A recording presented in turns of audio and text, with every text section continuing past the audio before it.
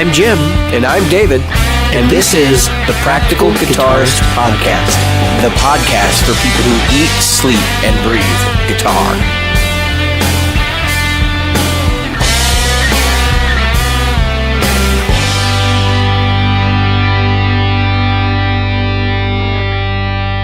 The Practical Guitarist Podcast is brought to you by Great Lakes Guitar Pickups. Great Lakes Guitar Pickups provides fantasy tones at prices a practical guitarist will love. Featuring top-notch construction, attention to detail, and a fully custom product, if you can dream it, Great Lakes Guitar Pickups can probably build it. Follow them on Facebook at facebook.com/Great Lakes Guitar Pickups. Are you a regular listener? Why not? David here reminding you of all the ways you can participate in the Practical Guitarist Podcast. Subscribe using your chosen podcast app. Review us on iTunes, Stitcher, iHeartRadio, or Google Play. Find our Facebook group at facebook.com/groups/Practical Guitarist or on Twitter as @PractGuitarist. Support the show. Merchandise is available in our Threadless store at practicalguitaristpodcast.threadless.com. And donate to us via Patreon, available at patreon.com/practicalguitarist. Reach out to us directly via email at questions@practicalguitarist.com. Good evening, Jim. Hey, David. It's evening for us, morning for probably some people, and maybe midday for others, and, you know, that whole thing. Dude, did I tell you about what happened to me at the Honda dealership? You did. This is guitar related. Let me explain why first, okay? Okay. So I have a Volkswagen Passat right now. I bought the Passat because it's got the biggest cabin in its class, and it's also got the biggest trunk in its class. Now that may not be true now, but when I bought it, that's, you know, part of the purchase criteria. It's got a big trunk. I could put a 412 in the trunk. It'd have to be on its back, but I mean, and that's the musician side of this, right? So when you buy a car and you're a musician, or you buy a vehicle and you're a musician, you're always looking for something that will be big enough to haul the gear that you intend on having, right? So right. Drummers, I know drummers who buy trucks and vans exclusively. So, but anyway, I've been having problems with my Passat. I've had a couple of issues where it's been in the shop. And I have warranty, which is great, right? And it's cost me, if I didn't have the warranty this year, it would have cost me $2,000 for the repairs that I've had done. Thereabouts. And the other day, my AC on my left-hand side went out on the driver's side. Passenger side is fine. And apparently it's a common problem. The door gets stuck on them and whatever. And so they replaced it. There's been a $650 or $700 repair. So in the midst of getting told by their service center that I couldn't get it in that day because they didn't have any space for me, I said, you know what? I'm driving to another dealership and I'm going to look at another car, because I'm like, at this point, they're not doing anything for me. And I've had other service problems with the dealer being able to get me in and that kind of stuff. So I'm like, what can I do about this? So I went over to Honda, and I had the worst. I complained about Guitar Center and other places, but I had the worst sales experience the other day at Honda. Without a doubt, the worst sales experience I've ever had. And it was a guy. So I walk in, right? And I walk into the, and I've been in this dealership before, Rorman Honda, for anybody who's interested. And I walked into the showroom and walked over to the Accord, because that's, comparable to what I have. And then I started looking at it, and the guy, of course, you can't be in a dealership for less than 30 seconds without somebody approaching you, right? There were literally no less than 5 guys idle who are all salespeople. End of the month, right? It's the 31st. So the guy comes up and he says, what can I help you with? And I'm like, oh, I'm just taking a look at the car. I said, the next couple months, I'm probably going to be ready to pull the trigger. So I'm not in any position to buy a car today. I said, nor do I want to. He goes, well, what can I do for you? He's like, well, how can I make this happen? It's the end of the month. I got great pricing. And I'm like, probably not at all, frankly. And I said, I'd like to look at the different trim levels of the Accord. And so he takes me out on the lot, because the only one they had in there was the luxury, high end. Of course. And walks me, to Timbuktu. And on the way, he pulls out cigarettes and offers to would you like a cigarette? Like, no, I don't smoke. And immediately I'm thinking, what am I getting myself into? And the guy didn't have a name tag on or nothing, but he did work for him. He had one of their shirts on, but he didn't, like, no identifying marks of any kind. Like, you got a business card? No, they're all on my desk. I don't have any on me. I'm like, what in the hell? So we get back to the back corner of the lot, which is, good 4-minute walk. And it's a big city dealership, and they got a lot of volume. So get back there, and they got this one, and we got this one, and and I said, well, I like that color, and I said I need to have one with a sunroof. I said that's important to me, because I've had 2 cars now that didn't have them, right? And my first car had one. So, I'm young, folks. I've only had 3 cars. Well, no, take it back. I've had 4. So anyway, this is where it starts to get nuts, right? So the next question out of the guy's mouth is, what kind of a payment would you need for me to get you into one of these today? And I said, my payment right now is X. And I said, you're going to have to be at X or within $25 of X, either plus or minus. And I said, if you could do that for me today, I would consider it. I said, it's not a done deal, but I said I would consider it. So he starts asking me all these questions about, my credit situation, those kind of things. I'm like, I'm pretty open with him. And he goes, do you have any money to put down? And I said, well, to be completely honest, it would have to be a $0 down situation, because I said, I'm not prepared to purchase this. I got other things planned for the month, Gearfest. And so, it would have to work out where I wasn't really going to be putting anything out today except maybe, license plate fees or something like that. And so he says, well, he's like, we might be able to make that work. Well, anyway, so in the course of this discussion, it basically comes out to the fact that the car I would want would cost me a little bit down. And so we kind of go back and forth, and he recommends me, well, if you really don't have the money to afford that, he's like, I could probably get you in a Civic. And I'm like, I don't want a Civic. I'm like, the trunk is too small. And I said, the car is way smaller than what I have. And then the guy goes, right. He goes, no, he's like, it's really big inside. It's bigger than your car. And I looked at him and I said, my car has the biggest cabin in its class. And I'm thinking, you're a car sales guy. You got to know this stuff. Like, if you don't know this, what are you doing here? So he kind of argues with me for a minute. And then he says, let's go on a test drive. I'm like, all right, fine. I don't care. Like, at this point, I just want to leave. And I feel like, I tell him flat out, I'm like, I don't really want to waste your time. I'm not buying a car today, right? And he says, no, he's like, it's no big deal. He's like, this is what I do for a living. Like, I don't mind wasting time with you or whatever. And I'm like, so he goes off he comes back, and we're talking again. And I finally told him, I said, look, I'm not in any position to buy a car today. He goes, well, he's like, you got to have some money to put down or something. And I looked at him and I'm like, what I have in my bank account is none of your goddamn business. And because at this point I'm getting pissed off. And I'm trying to beg off. I'm trying to walk away. I'm like, what the hell, dude? So then he's like, no, let's do the test drive. Let's do the test drive. I'm like, I'll test drive, but I'm telling you right now, I'm not buying the car. And he's, I'm waiting for him to be, he's like, oh, it's cool. Don't worry about it. Like, come back when you're ready. He's like, but it's the 31st. He's like, I can do the best deals today. And he's like, you're never going to get a deal better than what I can give you today. I'm like, oh my God. I'm like, dude, come on, go away.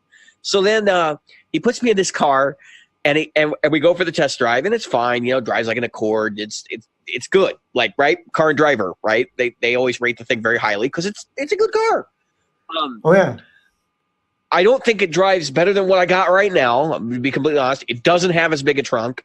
It doesn't have as big a back seat. So this is the things that are entering in my mind as we're going through the discussion. He's like, oh, we could probably do this for you today and this and this. And we get back to the thing, and I'm like, I'm going to humor this guy. He's wasted enough time on me. Like, the very, very minimum, I can let him try to make me an offer. And so I tell him as we're getting in the car, I'm like, look, dude, I'm like, it's 3:00. It's Friday afternoon. My kids just got off school. I need to go pick them up in like an hour or two, because they're they're at their grandmother's.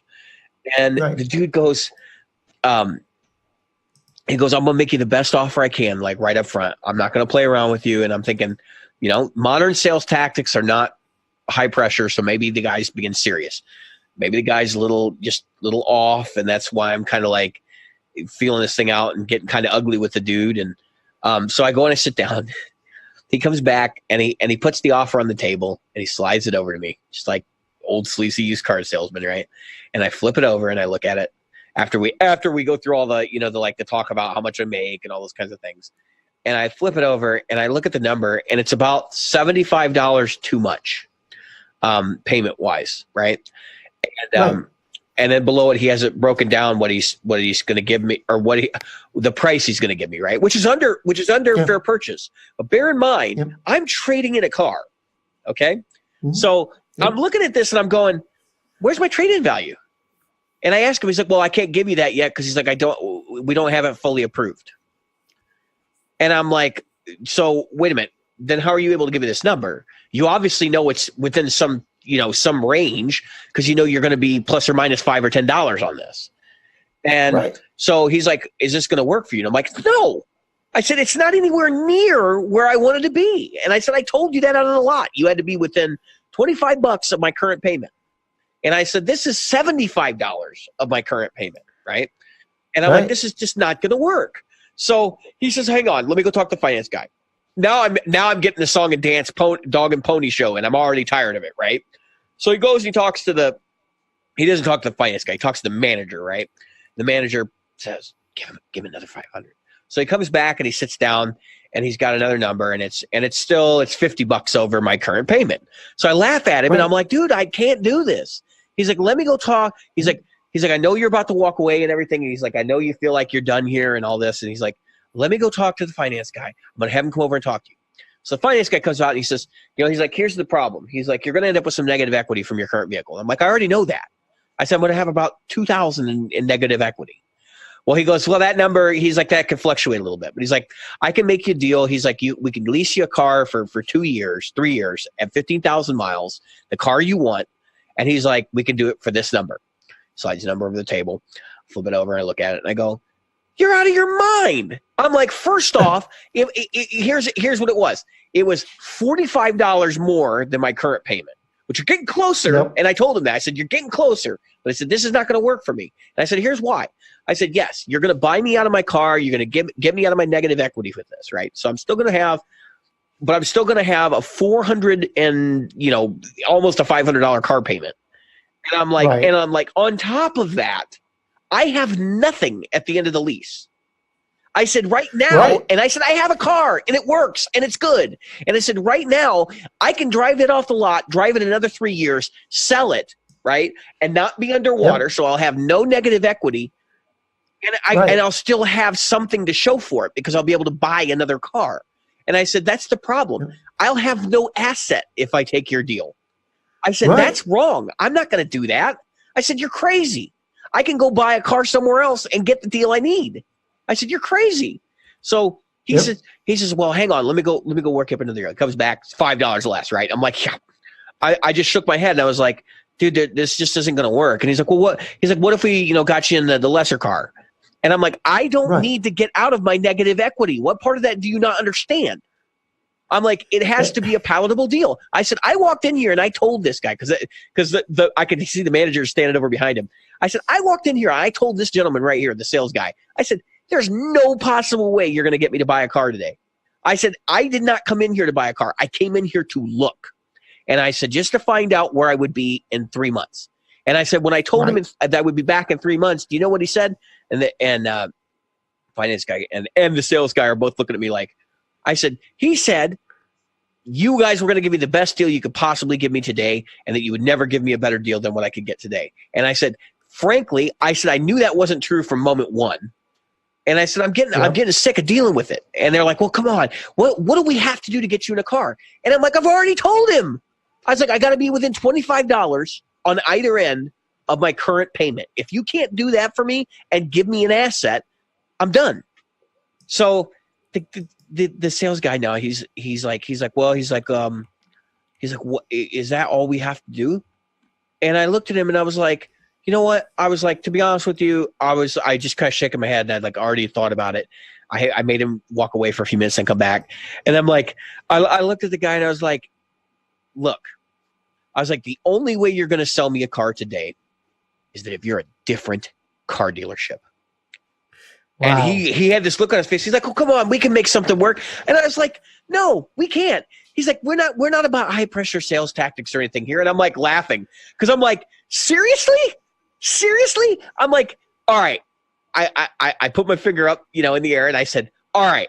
I said, "Give me the keys to my car now." I basically demanded them. I was like, "This is it. I've had enough. You've wasted enough of my time." I said, "Give me the keys." So they bring me my keys, right? The manager brings me my keys, and he stops me by the door, and he says, he's like, "I'm really sorry we couldn't make a deal with you today." He's like, "I apologize if we offended you or anything." And I looked him right square in the face, and I said, "You know what?" I said, "It's not a big deal." I said, "I understand your business model. I understand how this works." And I said, there were a couple of comments made that like dumbing things down, trying to explain things to me when I told him I would be out of my negative equity in a year or two. They're like, "But what about depreciation?" And I'm like, "You only depreciate so much." I said, "Nowadays it costs you $10,000 to buy a car with 100,000 miles on it." I said, "You're out of your mind if you think in 2 years I'm still going to be underwater. Like, you're crazy." Yep. So, the guy, the manager's like, he's like, "Well, is there anything we could have done better?" And I'm like, "Yeah, not insult me." And I said, "Don't waste my time. When I told you I wasn't going to buy a car today, don't have this big conversation." So he goes, "Well," he's like, "I hope you'll consider us in a couple months when you come, when it comes time to buy a car." And I looked at him and I said, "Look," I said, "the only way I'll ever consider buying a car from Rorman Honda is when your name is Valley Honda." He had this look wow. "Oh," and I walked out. I was like, "Dude, I just can't do it anymore. I can't do the high pressure sales tactics. I just can't." I don't think anybody wants to anymore. I can't believe there are even companies like this still, or there are car dealerships still out there like this. I mean, it's ridiculous. No. And then you go on, your review sites online, and nobody's giving them a negative review, and you're going, "What planet are you on?" Because they have the ability to delete the negative reviews. Right.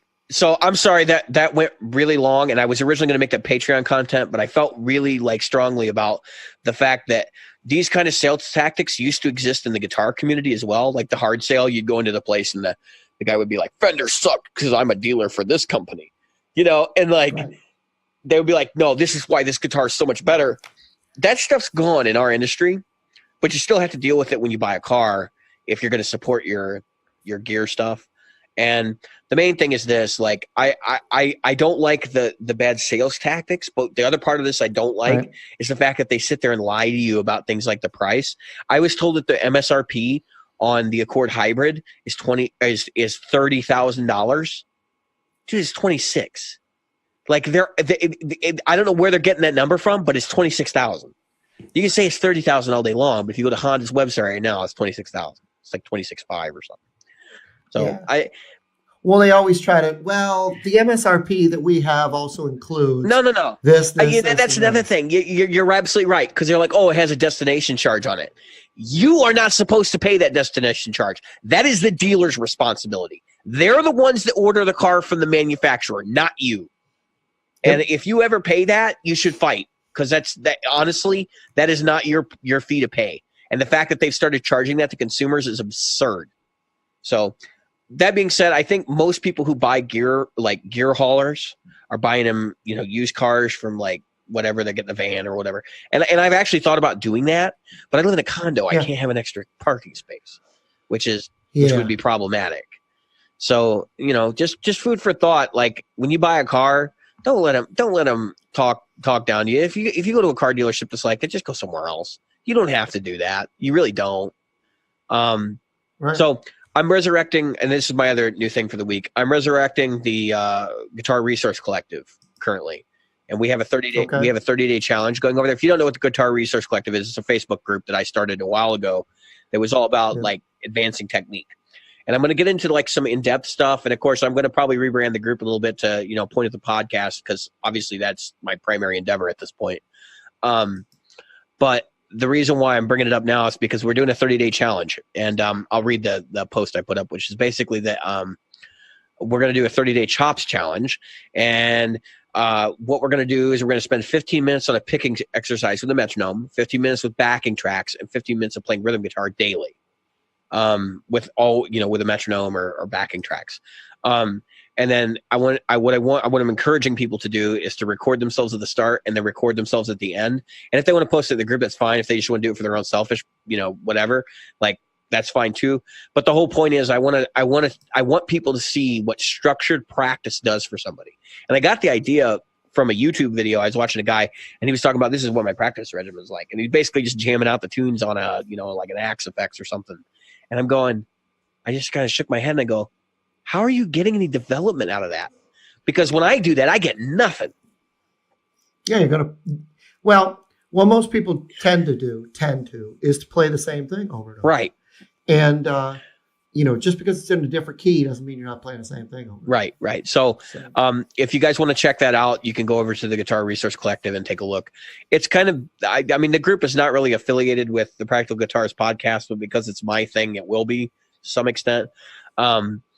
And I want to try to get that resurrected. So if you're not a member of that group, you might want to check it out. Also, Gearfest is coming. If you haven't forgotten, Gearfest is coming, and we'll be there. So, all right, Jim, you have the floor. All right. So I want to take just a second of silence for the people in Virginia Beach. Oh, absolutely. Who lost their lives, and for those who are mourning the loss of those lives.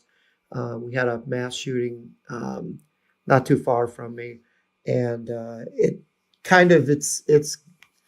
all over the place down here. It's an incredible situation right now. And I just want to take a second of silence. So we'll just count off a few seconds here.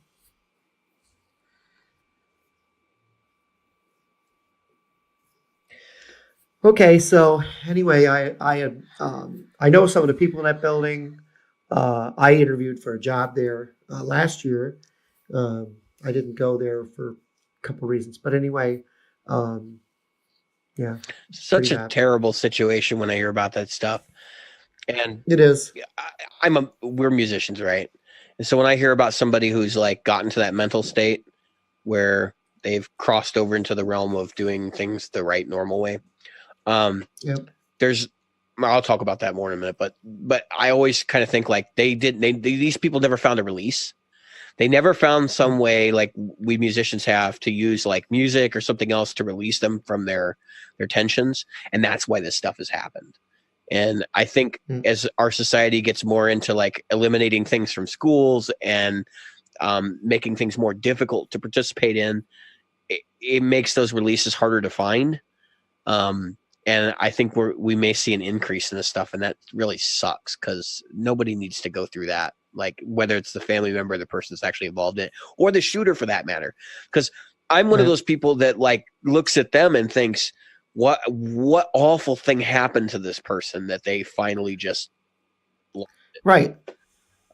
What possibly went wrong to cause you to go to that point? Interesting thing, because we did this at work, and I don't want to. I'll give you the floor back here in a second. But the interesting thing is that most people fit into these categories. Like there's like 3 unique archetype categories in what they call the SDI, right? And we've taken it at work. But basically what it helps do is it identifies your conflict zones and like how you move through conflict. And there's like 3 different types. There's one where you internalize everything. And then there's one where you externalize. And then there's another one where you try and solve the problem, like you try to work to people really hard, you get frustrated or whatever. But anyway, the point is that you go through these 3 stages, and when you have that kind of an event, they've gone to the third stage, and the stages are different for everybody. So some people, when they get like super depressed, obviously they'll commit suicide or something like that. Some people get to the point where they shut themselves off of the world and they just don't do anything. Like they get in such a deep depression that they basically off themselves because they just don't take care of themselves anymore. And then the third is the people that externalize everything and go and inflict violence upon others. And it's just, you can see right there that these people have no way to get past that tension. So they've gone through the 2 other stages that they have, and then they get to that third one. So it plays right into what I was saying. Like you really need a release. Everybody needs one. And I hope for all our listeners who are musicians or interested in becoming musicians, that they understand that this is, for a lot of people, is more than just music. Like it's something that like soothes the soul. So anyway, you got other stuff, right? We talked about your new illness, the MS3. Yeah. So I went on YouTube, and as usual, couldn't find anything that showed you how to control the Marshall via MIDI. Oh, it was nothing. Dead simple, yeah. So I've decided I'm going to make a little video just to show people that get it. Because some people are MIDI challenged. I mean, let's face it. Unless you're a keyboard player or you use a MIDI controller of some kind for something else, there is very little real information on MIDI. And when it comes to amplifiers, it's like, okay, how do I know what to do with this amplifier when it comes to MIDI? Sure. So, of course, the MIDI, the list of MIDI words you can use with the amp is like 9. Yeah, it's like it's very continuous small. Controller change, and then you just send over different numbers, pretty much. I mean, it's So there's 4 PCs. Yeah, program changes, right? Because you're going, from the classic gain to the crunch, and then OD1 and OD2. And then you have like a continuous controller for the master, right? And then you have continuous controller, right, for the loop and the master. Yeah. Well, that's cool. They give you a loop volume then. That's awesome because that's one thing that I found to be slightly annoying with a lot of amps, my Mark V included. There's no loop volume control. And there's a really good reason to have a loop volume control for a lot of people, which is, number one, of course, you can go from line to, you can get a hotter level. But you can, depending on what your amp is, you can use a jumper. So like a really short patch cable to connect the 2 loops. And then you can turn it up and use it as a boost. Or you can use it as a poor man's attenuator by rolling off the volume. Putting a volume in there. And use it to set your top end. And then you can use your master control a little bit more freely, which is what I'm actually doing with my Mark V 25 is I got a volume pedal in the loop. Yeah. So you can also turn the loop on and off. And then there's a tone shift button, which I'll probably never use. Yeah, the modern classic, right? I've never really been a big fan of the DSL modern mode. I'm more of a classic Marshall guy anyway, though, and I think that's a big part of that. So we went to see. I went with show listener and Patreon supporter Jeff Biasiadecki, and we went to go see Paul Gilbert together the other night. And I have to say, it was a really good show. If you recall in the early episodes of this, I went to see Mr. Big. That was quite good too. But he's a big Marshall guy, so we can talk about that later in the show. But he's a big Marshall guy. Yep. I actually have a topic for us to talk about tonight, if you like. I mean, I don't know how you feel. Well, yeah. So anyway, I sat down with the instruction booklet and figured out the PCs and then the CCs. And deliver pizza for those that and for those who are a little bit more MIDI challenged. So the PC are program changes. It's a word you send over to the amplifier. So you have, when it comes to MIDI, you have channels, and you have the PCs, you have CCs, and the PCs are program changes. And you kind of look at those as like a higher level thing that you're doing. And then the CC is something you can do within that. So let's say I want to change the channel on the amp, and I want to switch the master volume as well. So I send the channel change, then I can send the master. But if I don't want to send the PC, if I don't want to send the channel change, but I do want to send the master volume change, I could do that as well. So those are just little things. And again, for somebody who buys an amp like that or buys some of these other MIDI control amps, it's something that it's like you kind of should. If you're going to have these videos, but this is how you use our amp, and here's what you could do with this, and here's what and the one thing they never do is the MIDI. Yeah. Here's the MIDI. We Andertons, they could easily in 4 seconds go, and here's what you can do with the MIDI. So you don't have to go out and spend $160 on the 6-button switch, because guess what those 6 buttons do? Those are your MIDI words, because there's only 6 words in MIDI. That's it. Yeah, I mean that's it's your 4 channels and your 2 CCs or your 3 CCs. Well, let's talk about this for a minute, though. So you're talking about Andertons, and these other places don't really cover MIDI, right? Yeah. Now, for guitar players, MIDI is like, it's kind of a foreign, dirty word for a lot of players because it's a complicated. Yep. It's a little bit more complex than just hitting the button and then having it change something to be a 2-button foot switch. But why do you think? So why do you think a company like Andertons would ignore it? Is it because of that market segment? Like there's just not enough people interested in it? Because that's kind of where I think. I mean, I don't know. I wonder because, all right, if you take the time it would take to do that, I'm wondering if they don't want to open up the can of worms of, well, how did you do it? Yeah, and I think that probably is a good part of that. But the other side of me tends to think that there's a possibility that what they're doing is, okay, maybe not in this case, but in most cases, those pedals, there's got to be a good amount of markup in those pedals. Oh yeah. I mean, so even like a MIDI mouse, which is programmable, is like I think it's like it's $99 from Tech 21, I think.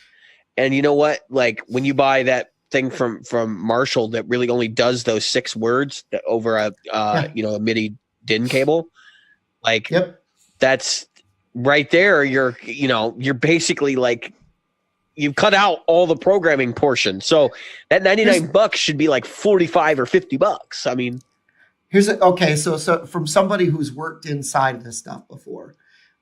First of all, they don't send it over the MIDI cable. For some reason, they send it over TRS. Oh, so is it MIDI? Is it MIDI via TRS too? No, the MIDI is via MIDI. Oh, so the foot switch doesn't. So the foot switch isn't sending MIDI signals then. It's just a TRS. And that's just it. So they're sending a TRS, which has to be to be able to do what it does, because it only sends so many words at a time. Right, but it may not be communicating a MIDI then if it's just a TRS foot switch. Exactly. So what I'm thinking is, but you've only got tip, ring, and sleeve. Right. So you've got the 6. You've got the ability to make the 6 words because you can go tip, ring, sleeve, tip, ring, sleeve, ring, tip, sleeve, ring, sleeve, whatever. Right. So you do have 6 words that you can send. The thing that I'm like, no matter how they're doing it, it's just all it is latching relays. Right. That's it. Right. Even if they may not even be latching. I mean, yeah, it might be even momentary. Yeah, I mean, because all the amp does is say toggle it. Yeah. So and it doesn't care that's right, because it would only need to be momentary because it only sends toggle and then that's it. Because the amp doesn't want to know, are you still in that? So the crazy thing that a lot of people don't realize about switching like that, those relays take time. They're not instantaneous. People think those relays are instantaneous, like it's just plug in your cable in and all. It's not at all. No. In fact, if they were instantaneous, you would get a loud pop. And they've been different companies do it different ways, but they've been building in these delays so that it won't pop. Right. That's right. That's what I was going to say. And you can hear it when I switch the amp. You even using the MIDI, the relays in the amp have that delay. Yeah. And then they switch, so the amp doesn't go pop. Right. Now I can tell you, my Hughes and Kettner did. Yes. Pop. And that's probably when it switched channels. It was a huge pop. For Mesa, they have that problem too sometimes, and it really depends. But I know that there are various people out there who modify them so that delay is longer, and they just extend it a couple milliseconds, and it's enough to resolve the problem. But it's just under, what is it, like 300 milliseconds? Well, so people are talking about the AX8, right? Because I'm on the FM3 list, and I've been kind of trolling around the forums and stuff. And one of the big gripes of the AX8 is like switching between presets. It takes about 20 seconds or so, or that there's dead time when you switch snapshots. It's not called snapshots; it's called something else, scenes. That there's like a 20 millisecond cutoff between scenes. And I laugh because I'm like, 20 milliseconds isn't really that bad for that kind of thing, because first off, if you hit it on the downbeat like you're supposed to, you'll never hear it. Right. Like you'll never hear the cutout.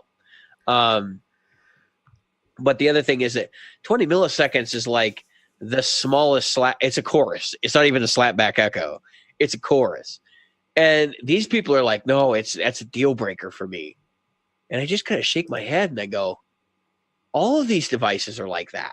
That's nothing new. Yeah. I mean, that's normal. been that way forever. Maybe these are people that have the axe effects, and they're like, oh, well, there's no switching gap there. But then again, your hardware on the axe effects is like a Ferrari.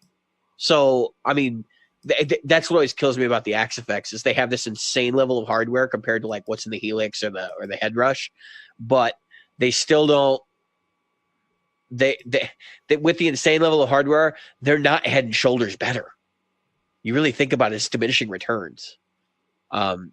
Unless you want to talk about the other things that those systems can do, like the graphic equalization and all that you could see on the display and those kinds of things.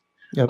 Which is something that Line 6 should fix so that we can all have input and output metering. That would be nice. Yep. Which I believe is in their ID scale software. So you made the switch to Boss, right? How do you feel about their effects versus the HX effects? How do I say this? They're both digital. Right. So I'll say it that way. And then it's easier for me to control. Sure. Because there's 4 switches versus 6. Yeah. But probably the bigger thing is, okay, so the snapshot thing was the only thing that kind of bugged me. So I can set up, because of the way this also has like a scenes type thing. Yeah. I don't even know. They have another word for it there, because everybody puts their stamp on a word. Right. But the people I've heard of someday they'll all call them snapshots. Right. But you can double click these things. So you can click the button twice. Yep. To get into a quote unquote snapshot. So they call it CC num is the thing that they're using to get their I'm familiar. Configuration, numeration, or something like that. And it's pretty cool because I don't have to put my foot down on 2 different places to get into snapshot mode, to get over here, to get to the snapshot mode. And when it goes into snapshot, it doesn't show me what I'm doing. There's a lot of like guffaws in the Line 6 stuff that way. Yeah. Even just to change patches. So like if you haven't played with the Helix, I'm gonna break it down for you how it works. So when you turn the unit on, you're in stomp mode, unless you've changed the preset default behavior. But stomp mode has a couple of things. You can get into the tuner. You can hold down one of the buttons to get into menu mode, where you can actually go through and actually adjust parameters using the expression pedal, which is kind of cool. I haven't been a big fan of it, and I don't use it a whole lot. I think you can also increment, decrement with 2 of the foot switches when you're in that mode and you've got an effect selected. But that's the 2 main modes you're going to see available from stomp mode, in addition to like turn on your overdrive pedal or turn on your as part of the digital rig that you created. To switch rigs, you have to hit the up or down foot switch and then scroll up or down using the foot switches to find where you're at. So I'm used to the way that Line 6 used to do it, where you turn on the device and then that's all presets and you just hit a button to go to a preset. Right? And then there's no snapshots, none of that extra stuff. So in addition to stomp mode, there's also snapshot mode, which is basically like a saved preset of all the settings within a given rig that you've told it to maintain. And then you can actually like adjust it. So like you have different master volumes on different stomps, or you can have different effects ons off for each stomp button that you have for the in snapshot mode. So it's a cool thing to have because it increases the programmability of the device, but it's kind of a double-edged sword because like what you're saying, Jim, that this is what I thought you were going to say, and this has been my gripe, but they're actually supposed to fix it in the next update, where the snapshots are global, which means that if I turn a delay on, I can't exclude that delay being on from the snapshot. So if I want to turn it on for all snapshots, I have to literally go into each snapshot and turn it on. which That's means right. you can't do it on the fly, and it doesn't Nope. operate like a real rig, in the sense that if you want this on all the time, and then you just choose to only program these items, Correct. away you go. They're apparently going to make it so you can exclude individual blocks. What they call blocks are really just effects. You can exclude each effects type and specific instance away from the snapshot. So I'm waiting for that feature. I think it's going to be really cool. I hope that I don't have my Helix gone by that point, because I think that actually might be like an Axe Effects killer kind of feature for a while. Well, so there were a couple things that 2.8 was supposed to give us. Yeah, and that I actually have the list ability right to in make front of those me. changes in the snapshot, and the other one was to be able to change going in and out of like you make a patch. You hey Jim, I know you got this, but here's my patch. You could never share that patch with me because you have a Helix and I had NHX specs. Now you can say, "Yup, I can share that patch with you." I know you can't simulate the amps, but I do have whatever features you have. It will load into your HX specs. So I could have loaded in the IR. I could have loaded in the and you know what? Effects. You're absolutely right. But as I'm reading through the new features from the firmware, and I've been doing it this afternoon. And one of the things that I read was that feature set you're talking about right now is supposed to be so that if you have both devices connected on the same machine, doesn't mean that I can export my patch and give it to you. And it doesn't actually say that. Now, I would think that that's the functionality they're going for, but that's not what it says. Well, that's what they said in their spiel at NAME. Now, so if that's actually what they said, then I have a feeling they're going to deliver that functionality. But there is some stuff in here that I find really kind of puzzling. So they are going to do DT25 and DT50 support. So if you're a fan of the DT amps, like they're actually finally going to bake that in, because some of the people were complaining about, and a lot of people kind of figured that there was a new DT amp in the wings, like a DT Helix or something like that. And I would not be surprised to find out that Line 6 actually axed that product and decided to just stick with the existing stuff because there wasn't any money in it. Right. And so, because really, for the Helix range of products, the companion cab is supposed to be the power cab. Like that's what that thing is for, right? So the power cab plus is for people who don't have a Helix, who want to run their FR enabled device into the system.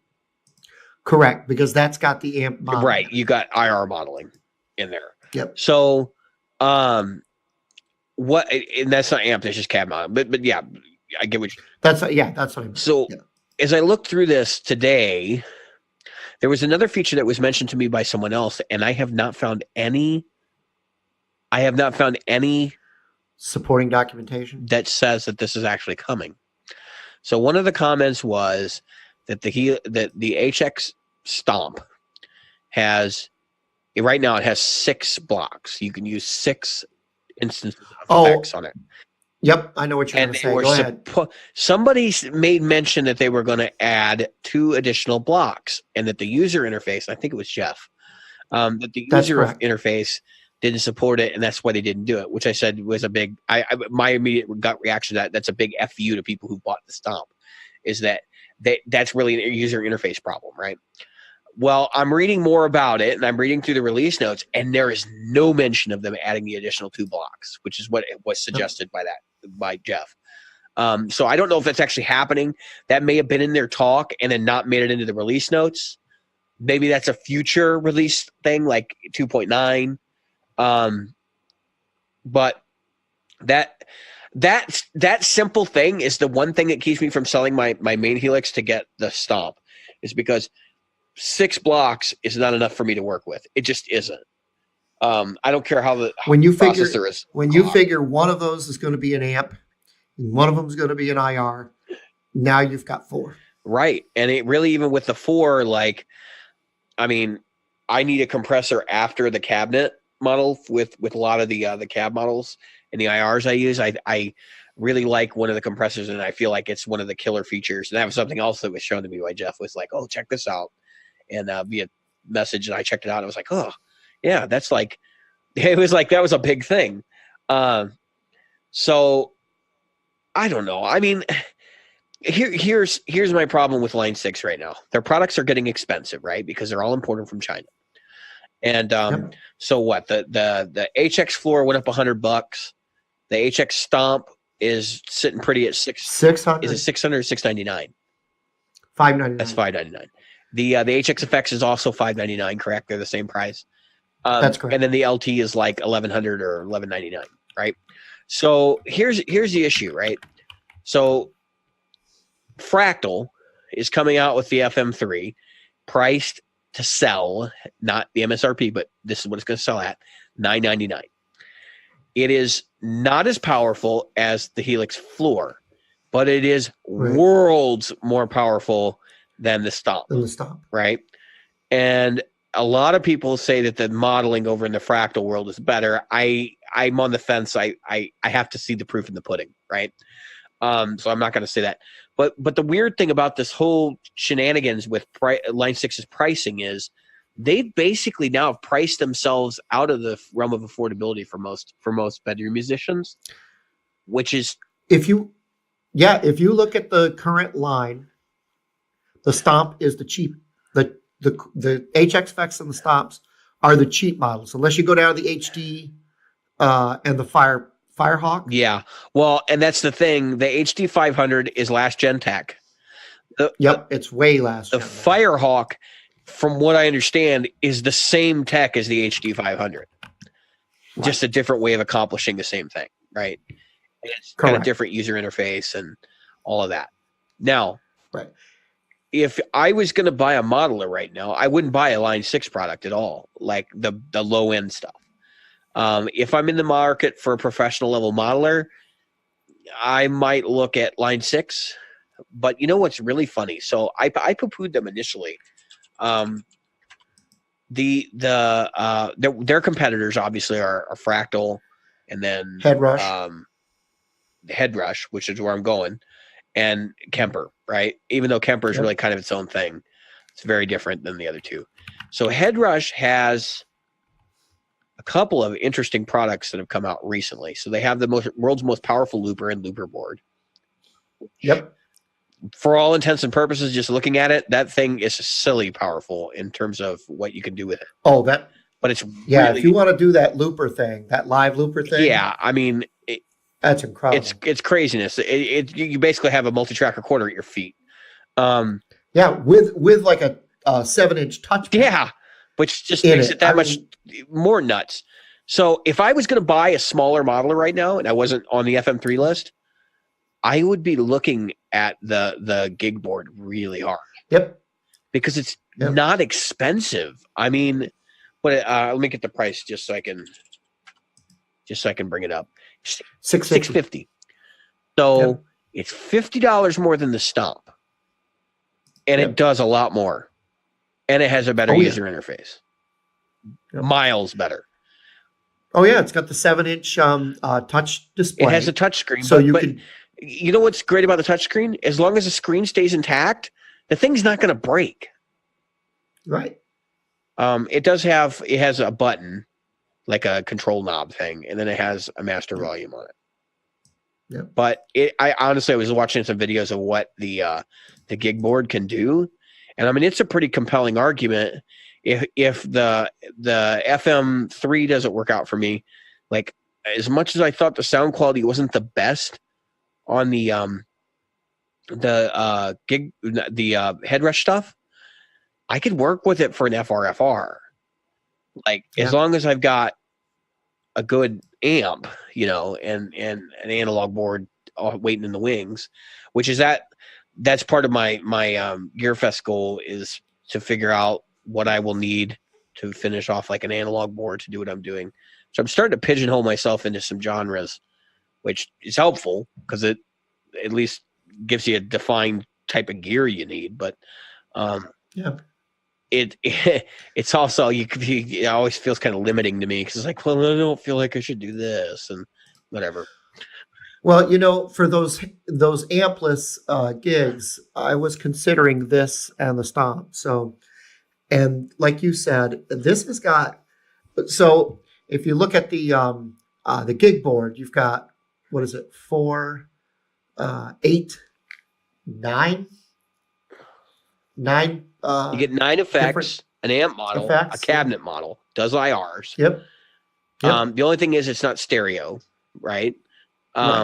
Which may or may not matter to you. Most people who are doing these little gigs where they'd want one of these things are probably not running stereo anyway. It's got a built-in tuner. Oh no, it's got stereo out. But the loop is not stereo. The loop is not stereo. Right. And that was, somebody was complaining about that online. Yeah, effects loop. Yeah, that doesn't make sense. Really. And then, has expression and all that. It can be used as an interface. MIDI, of course, MIDI in and out. Can be used as a MIDI switcher, which I was reading about that today. It is a 4-core processor inside.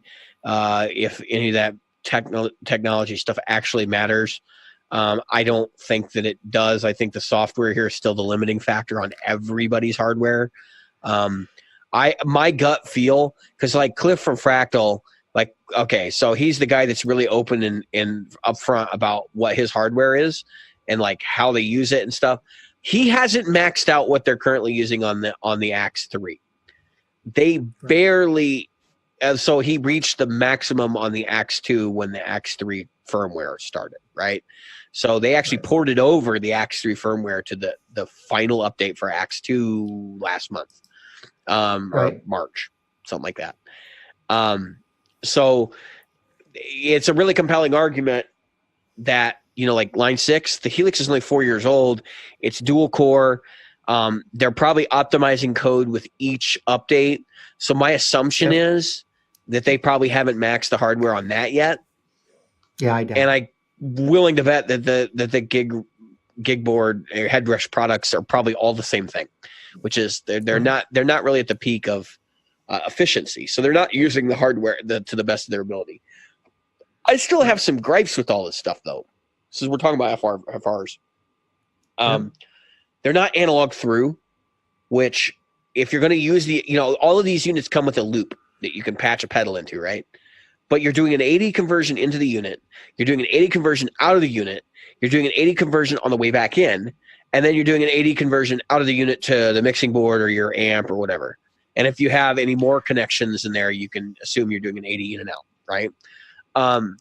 So each of those add latency. So we've talked about this on the show before, and I don't remember what the actual numbers were, but you can get into the point where it's like an actual delay, enough so that it would be kind of like a chorus if you had your direct signal monitor.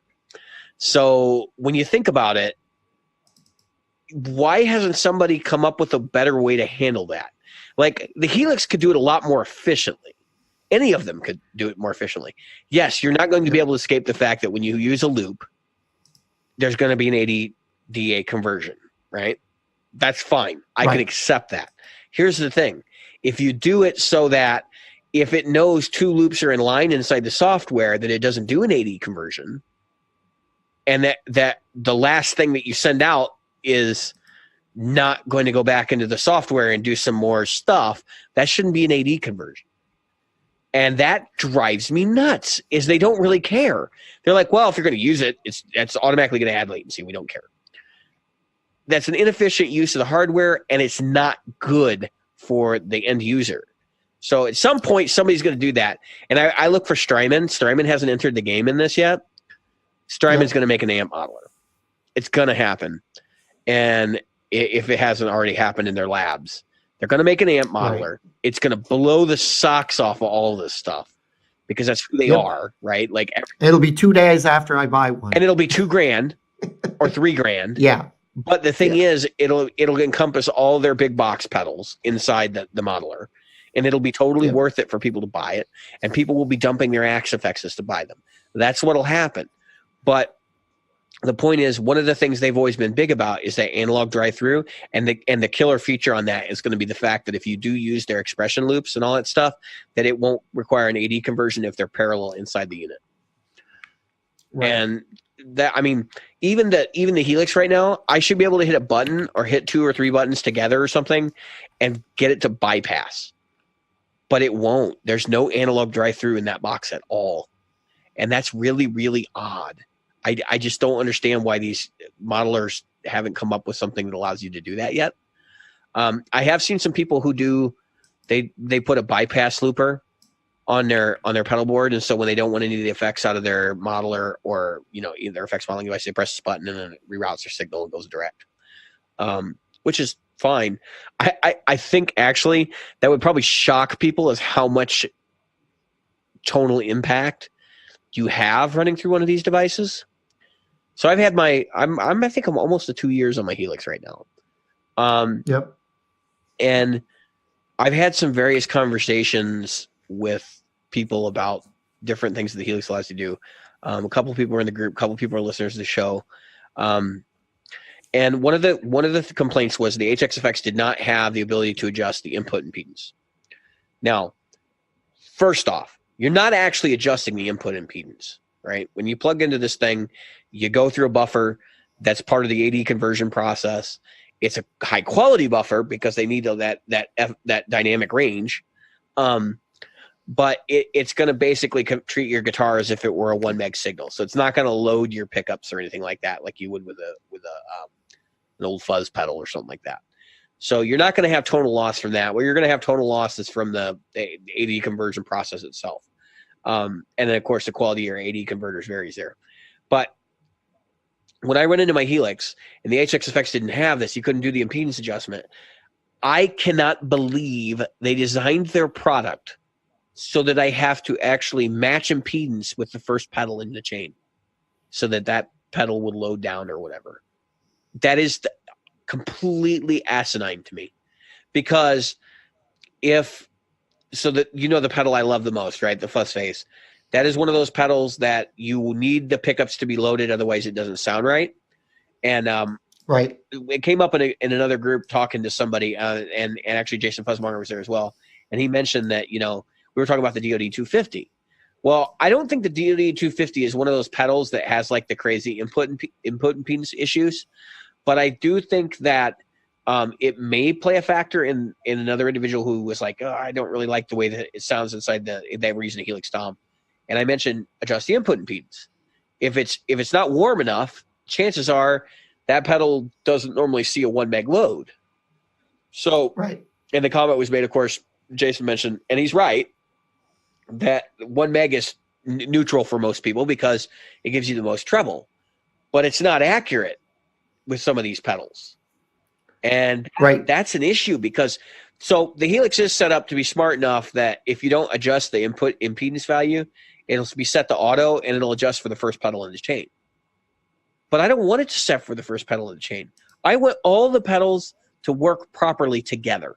And if that means that the blocks need a special if statement in the code that says, if this pedal is next to it, then do this, like that's what I want. I want it to work right. I don't want it to work like a warts and all type situation. Like the whole advantage to doing digital modeling is not so that you can get the identical functionality.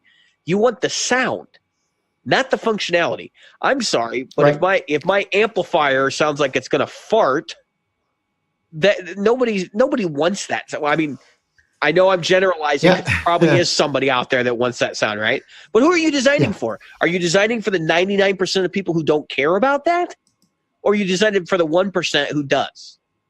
Like, exactly. That's where I'm still flabbergasted about all this modeling stuff. And it's not just Line 6. They're all guilty of doing it to some extent.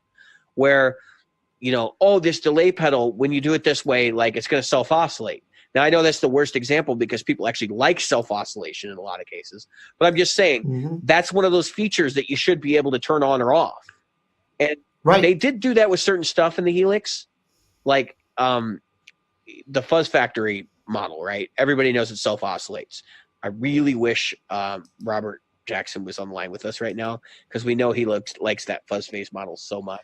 Or the Fuzz Factory, which I will probably call the Fuzz Face like 3 times in this discussion, but it's a Fuzz Factory. And it has a switch on it for self-oscillation in the Helix. I wish the real pedal to switch on it for self-oscillation, because that would make things so much easier. And I think that they got it right there. So why didn't they turn off ignore impedance in the fuzz face? Because the big complaint, Bill Rand, he's a Facebook group member of ours. He's a guy that wants a good fuzz face sound out of the HX effects. And I can tell you that the model they have is super good, because I've A/B'd him, right? I put my fuzz face in the loop, and then we went back and forth, and I EQ'd it. And I didn't EQ it. I take it back. I adjusted the model just right with the right impedance value, and they were identical. I mean, you literally could not tell the difference. It was insanely good. Now, granted, I still got the crappy AD conversion going on, but you could tell that, like, if in ideal conditions, if the real world operated this way, they would be identical. And for sonically, to whoever was sitting there, they were identical. My wife heard it, other people heard it, and they were like, and I asked them, can you tell the difference between this and this? And then I would double blind it. And so what I would do is sometimes I wouldn't switch. I'd hit the same foot switch, so I eventually got to the point where I realized they can't tell a difference. And I couldn't tell a difference. I had my wife come over and hit the switches, and I couldn't tell a difference. So that's when I realized, it does a good job, but it has to be set up in a super specific way to do it. Why can't it just work that way? Like, I don't understand why you would program esotericism in it. The whole reason for these things is so we don't have to be esoteric anymore. You want to be esoteric, go buy the real pedal, because you're never going to accept that this modeler is going to sound like the real deal anyway. Like that. Absolutely. And that's what I'm trying to get at. And that's where I'm going with this. So I'm at the point where I don't understand why the modeling world is so dead set on making stuff that's never existed before, or that's always existed, like vintage tube amps and stuff like that. We have the power at our feet right now to do something different, to do something modern, original. Different, original, based on sounds of yesteryear or whatever you want to do, but to give you more functionality. But we're too worried about whether it's warts and all.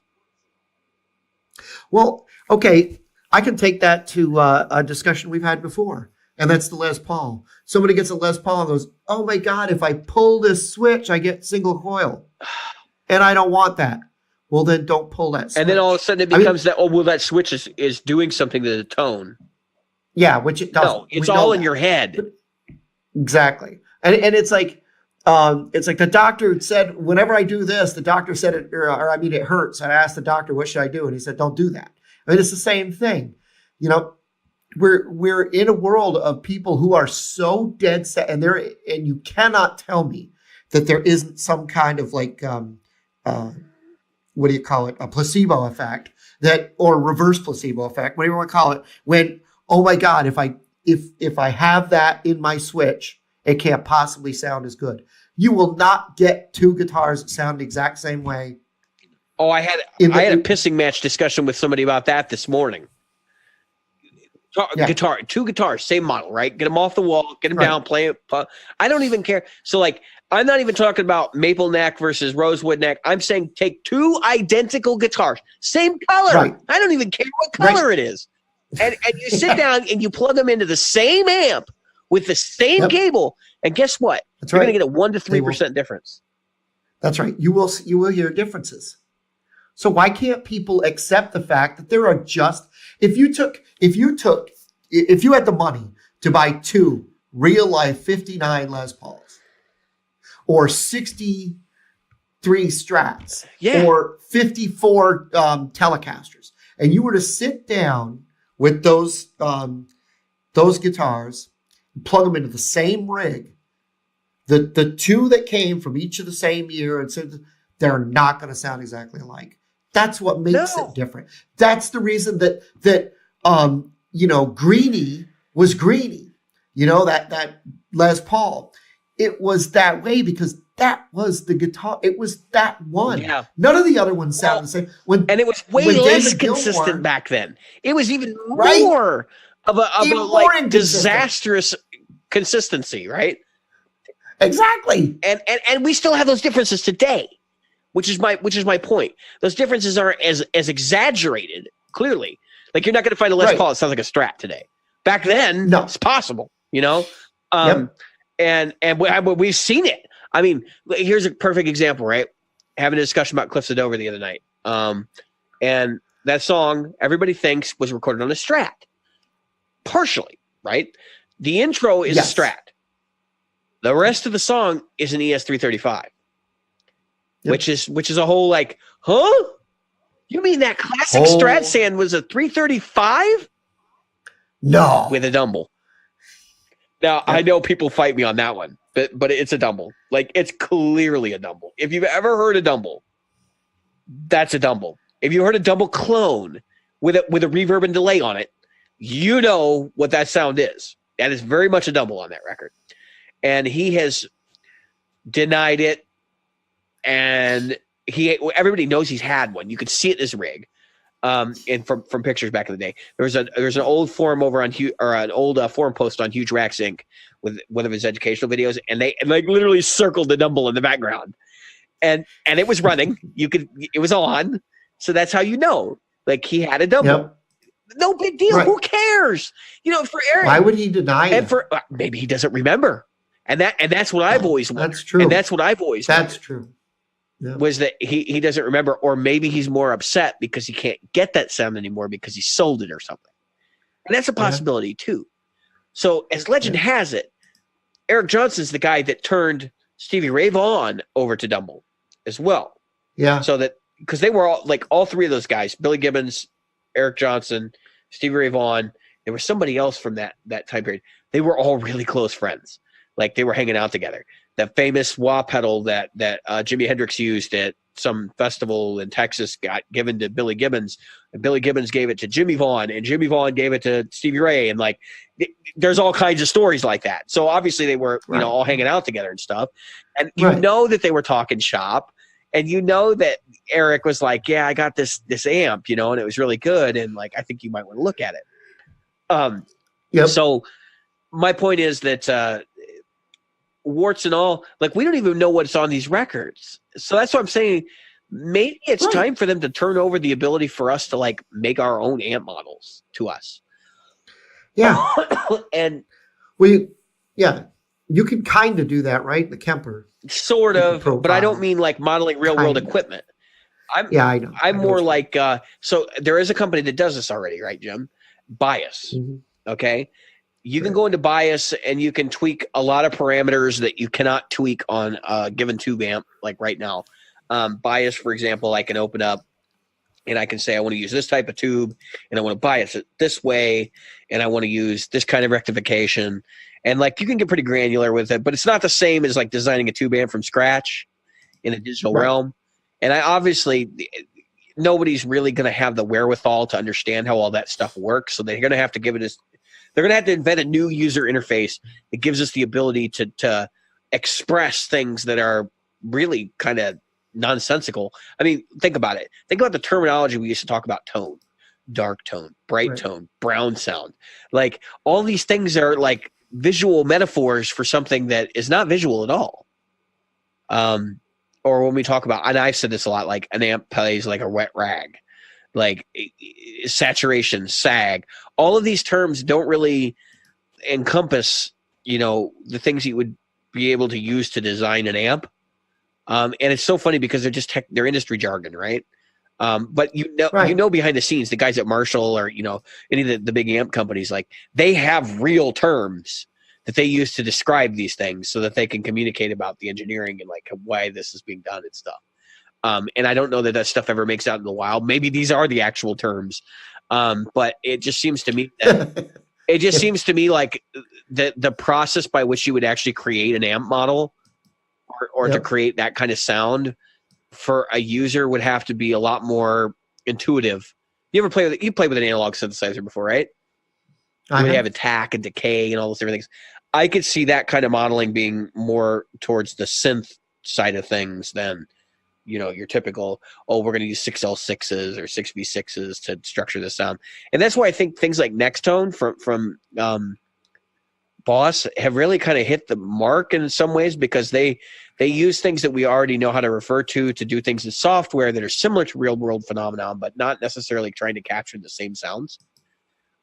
The Line 6 DT is another perfect example because though you can configure you can say Class A with a high gain preamp, it's not like Class A with a dual rectifier preamp per se. It's very similar, but you get my point. You're kind of designing your own sound. I think that if I can bust in for just a second, that people are afraid. Some people are afraid to have their own sound. Oh yes, it's like, well, I don't sound like this, or I don't sound like that. Instead of, I want to sound like me. But what is that sound? Those are the other tone chasers. But the problem is if you have a sound, a tone, something that you're looking for. Personally, I don't think it should be based on something you heard on the radio, because I've said this before. It's your interpretation of what you hear. Your hearing is going to be different from my hearing. I'm going to hear different frequencies, different ways than you are. We all do.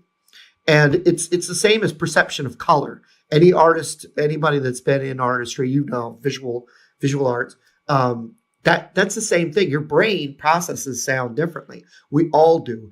And some of us, and that's why sometimes I see those guys and gals on the internet that play, like they'll say, look at me, I can play really fast, and they play really sloppy really fast. Yeah. And they go, see, it's just as good as. And I'm like, no. But they may not hear the differences we do. No, exactly. So exactly. They don't perceive, right? They don't have a perception, so they don't hear it. And then, and I know, because I know I'm going to be playing next to you in a couple of weeks, and I'm going to be going, wow, I truly suck as bad as I think I do. And then, but when I do that, I'm looking to learn some stuff from you guys. So the big thing is that I take what I take from that. And those things that I get to experience is that you like when you hear a fast guitar line, you hear things I would never hear.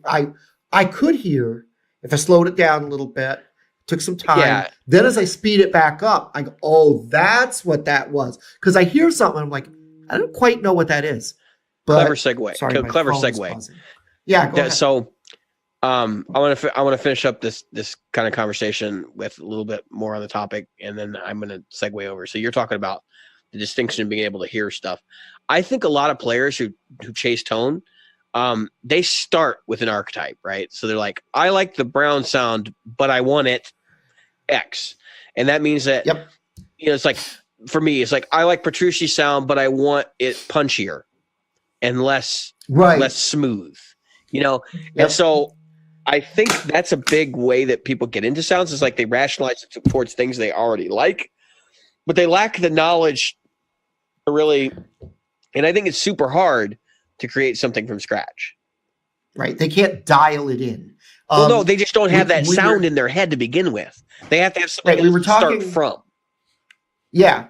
We were talking on a Patreon thing earlier. When I say relatively, I mean, I didn't use pedals at all for decades.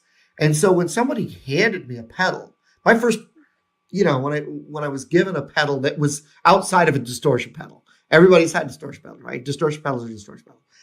The first time I got a pedal that wasn't a distortion pedal, I got it handed to me. I went, what the heck am I supposed to do with this? Where do I put it? What do I do with this? Yeah. I didn't know how to dial it in. I didn't know what anything meant.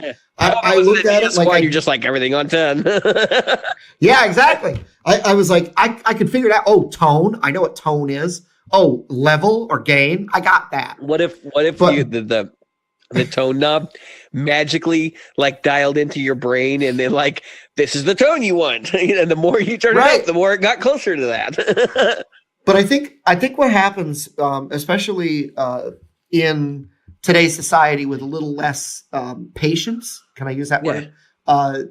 Where people go, all right, I want the tone from this pedal. So they run out, let's say they buy the Wampler Paisley Deluxe. I want to get that Wampler Paisley Deluxe sound that I heard that this person did. So they run out, they buy the pedal, bring it home, plug it in, and they put in their guitar and they put it in their amp and they go, man, that doesn't sound anything like because that was the other thing. So I was watching a video today, and somebody was playing through really inexpensive rig, and they were, this is great. Like, this tone is just as good as this. And I'm like, you're not a good enough player at this point to even really be able to know the difference. And that's why you think this is great. But I'm just kind of thinking, like, in 3 years or 5 years, if you play an hour a day, you're going to be like, what in God's name was I thinking? You know, I hear it, and I see it all the time in forums and stuff, where somebody will buy a guitar and they'll be like, it's just as good as. And then 6 months later, man, I cannot stand it. Yeah, or you know I mean? or they end up buying the real deal, right? Right. So, along with, we were talking a minute ago about, I'm having a moment. We were talking a minute ago about acclimating your ears to understand different playing types, right? So I was watching a documentary. It's on Amazon Prime, and I forget what it was called, but it's really not a good documentary, right? But Paul Gilbert was in it, among other people, and he was talking about when guys like Yngwie debuted. You know, he was a kid at that time, because he got popular right after Yngwie showed up, but he was only like 15 years old, right? Right. So he's sitting in his house and he's like, I had a like a 4-track tape deck or whatever, and he's like, it had the ability to speed things up, and he's like, so I wanted to be better than Yngwie. You know, like, I heard Yngwie and I was like, wow, that guy's really fast. But he's like, when I could start to figure out how to play it, he's like, that's when I got my tape player and I sped it up. And he's like, not so I could play along with it, just so I could listen to it at higher speed, so I could acclimate myself to what that would sound like. And that goes right to the core of what you're talking about, which is that he was acclimating himself to what that actually sounds like. Now, that's a core component of how you become a better player too, is if you want to learn how to do something, immerse yourself in it. Don't shy away from it. If you want to learn to play flamenco, buy every flamenco record from every flamenco master you can get your hands on and listen to them nonstop. You will eventually acclimate your ear to the point where you really won't need to know the scales per se, like as in and out, because you'll know that the intervallic phrases and the way that your ear is shaped, like, you'll naturally start to reach for those things. And so that's my big takeaway from that conversation, is that even though we were talking about how this applies to gear, it's kind of the same deal. People acclimate themselves to things before they start coming up with their own sounds. But I've never heard somebody who came completely out of the blue. Like, no guitar player comes completely out of the blue. Like, even Robert Fripp, who is on another planet, has influences. And you can hear those influences. You just have to know who they are. And that's my point, is that we acclimate ourselves, and that's how we feel through the world. But what I was suggesting they do in the modeling world is, like, give us the tools to create our own environment. That may not be something that's really even ever going to work, because we have no foundation to stand benchmark. On. Right. Okay. So now let's move on. So we talked about Paul Gilbert just a second ago.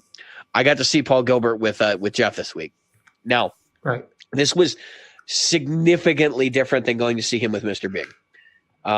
It's Paul Gilbert doing the Paul Gilbert thing, and different than the Paul Gilbert thing was even 2 years ago, right? So he's got a new album out.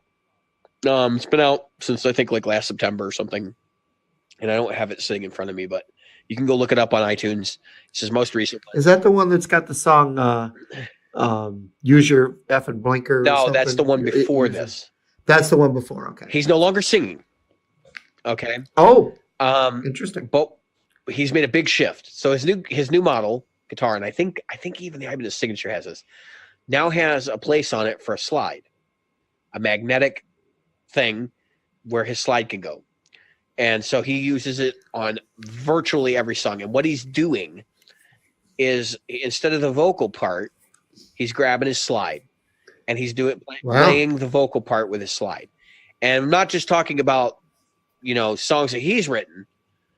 Right. I'm talking about things like While My Guitar Gently Weeps. He played Funk 49. And he knows these melody lines for the like inside and out.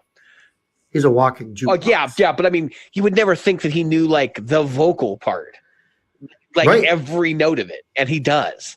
And it's so the show itself. If you get the money to go and like he comes to your town, go. Do not think about it. Just go, because what you're seeing is a guy who a lot of people would say is kind of aged out of this industry, doing something completely new, and he's got one of the best. He's probably the best band he's ever had, and that means a lot because he's had Mr. Big and he's had Racer X, and it's a jam band.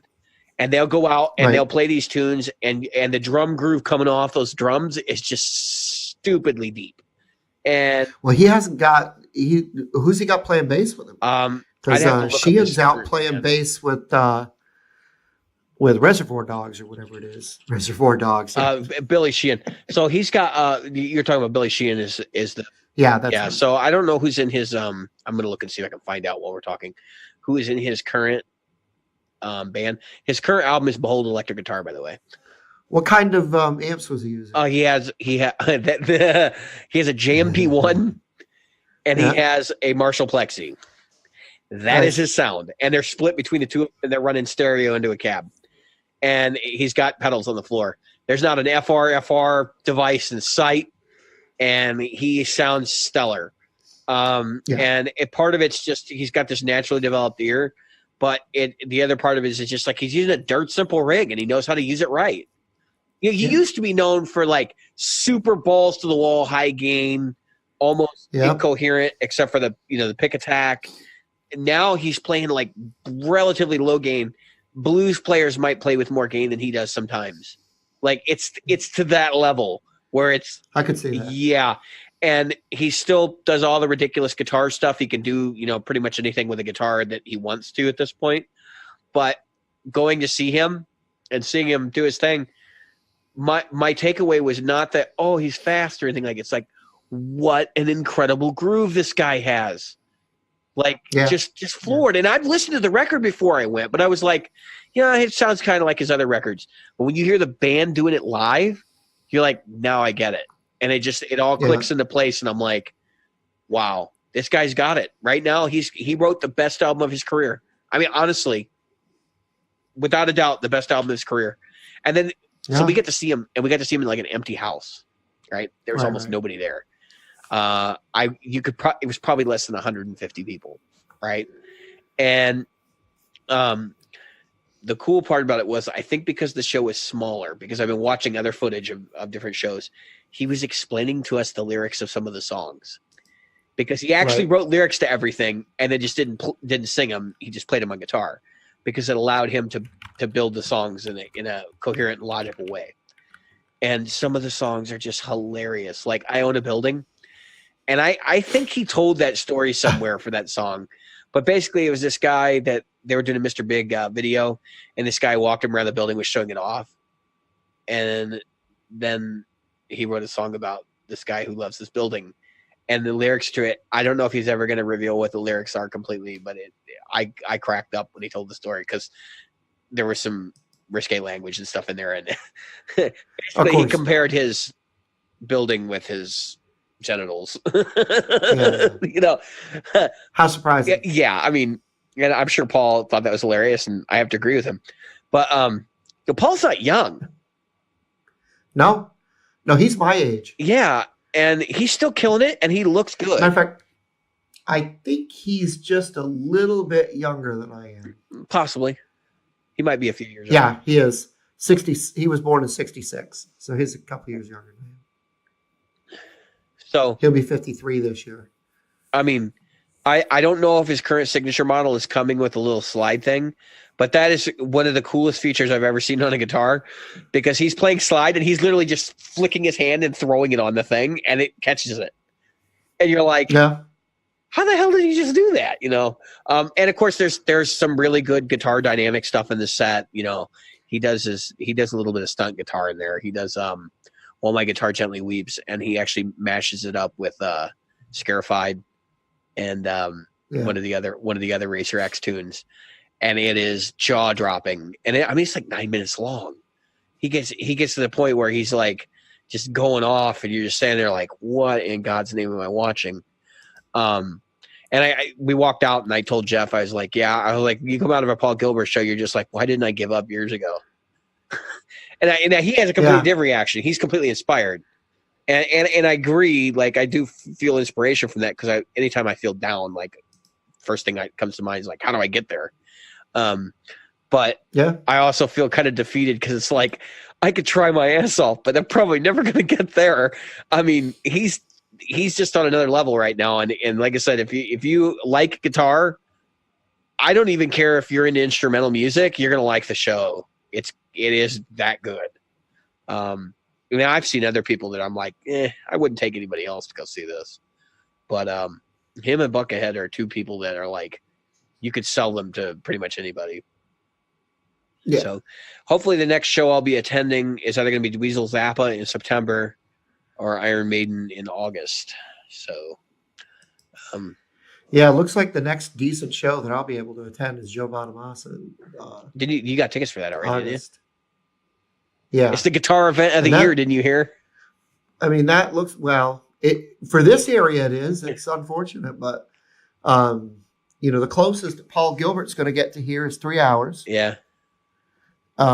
It's just not realistic. Well, just keep your eyes peeled for him, because he tours pretty frequently. Paul tours probably twice a year. So yeah, it's just that we don't get much down here. I know, it sucks.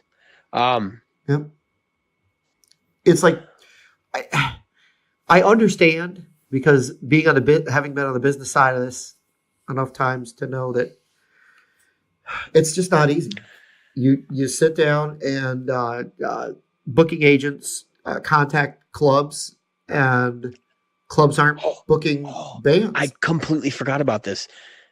Jeff wrote about this. You're talking about booking agents, the opening act. Jeff wrote a blog article about how bad this opening act was. I'm not going to say their name. I actually sort of know the guitar player in this band. He's a local guy, and you know what? For what he does, it's not bad. Right. I have some thoughts on him, and I'm not going to talk about him directly, so we're not going to go down that road. Right. But the band, I could not believe they were the opening act for Paul Gilbert. Like, I'm like, what? And it was a cover band, number one, as an opening act. Yeah, I remember him saying that. Okay. Which is that's not surprising to me. It is and it isn't. So Arcata has basically a role, and I described as a Rolodex of local cover acts. Not local cover acts, but just local bands. I've seen probably 7 or 8 shows out there now, and I have never seen a cover act out of any of their openers, right? And usually what they try to do is they try to match somebody up genre-wise, locally, right? So that's the norm. When I went to see Yngwie. Ghost. Ghost. I haven't seen Ghost. When I went to see Yngwie there, they had like this local shred band, right? And that fits, right? Shred band with Yngwie. Sounds perfect. Right. Match made in heaven. Yeah. They picked like an 80s metal tribute band playing like thrash metal for Paul Gilbert, who then comes out and plays a set of like southern rockish to, like jazzy blues kind of music, right? It doesn't really get into the shred metal territory at all. Not anymore. I love metal, but he's surpassed it. He's gotten to the point where it's like, that's boring now. Because for him, go listen to Racer X. You'd be hard pressed to find a guitar player in the metal community even today that can play all those tunes. Because that band was just crazy. Like, it was a once in a lifetime thing. And so it's, they've moved on from that. No, my point being that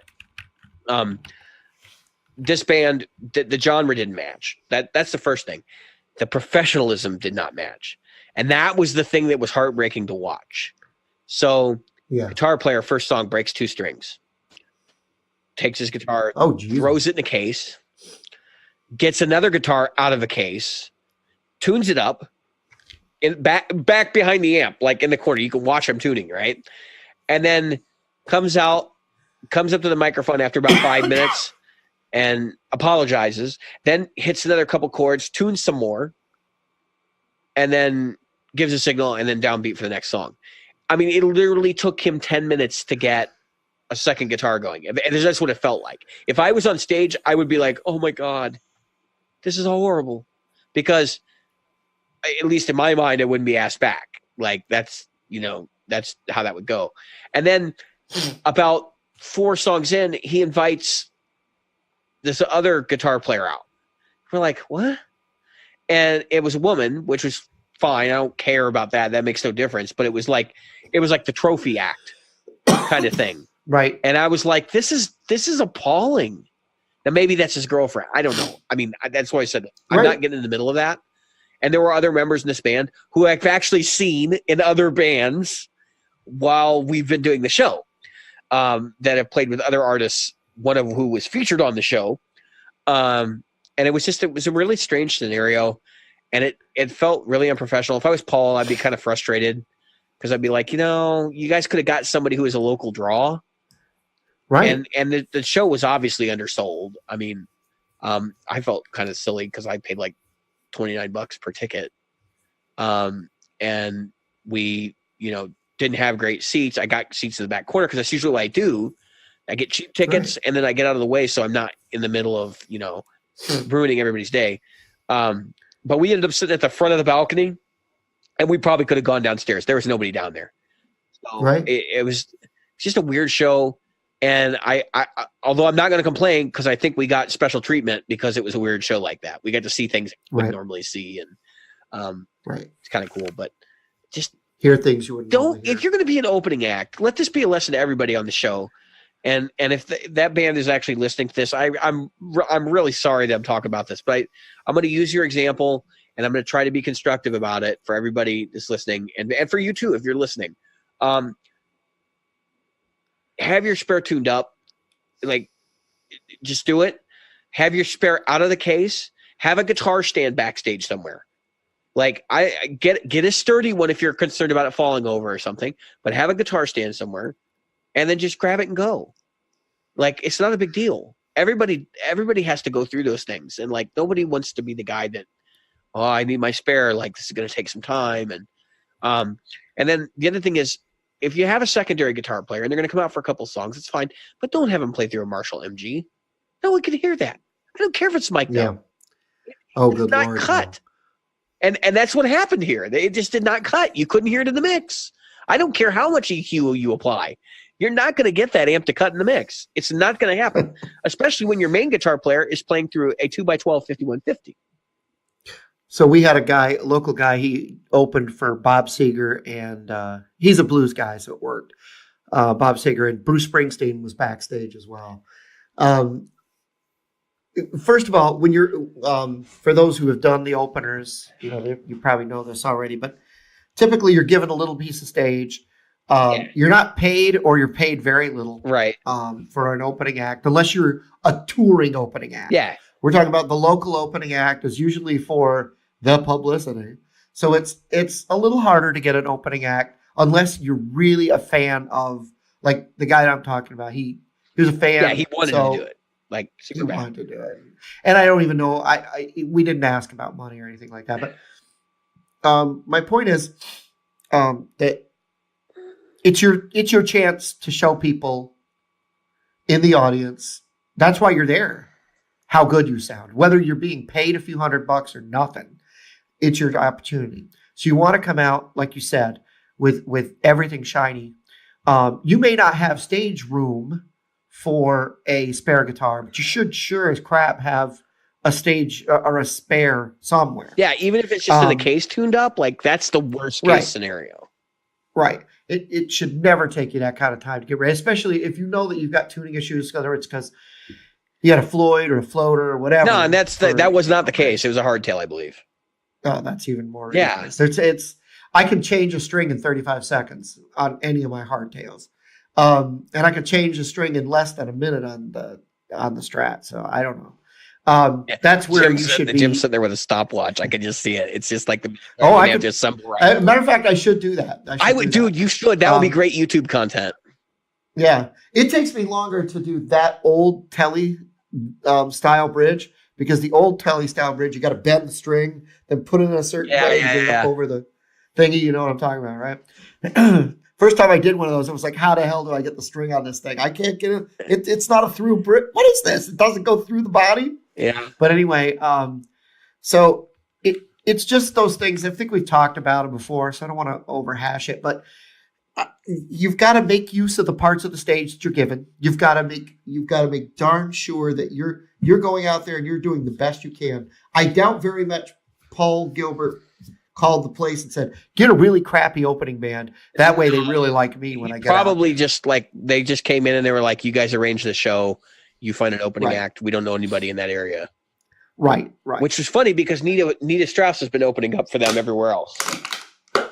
Which you want to talk about a mismatch. Nita Strauss and Paul Gilbert the way he sounds now. Here's what's funny.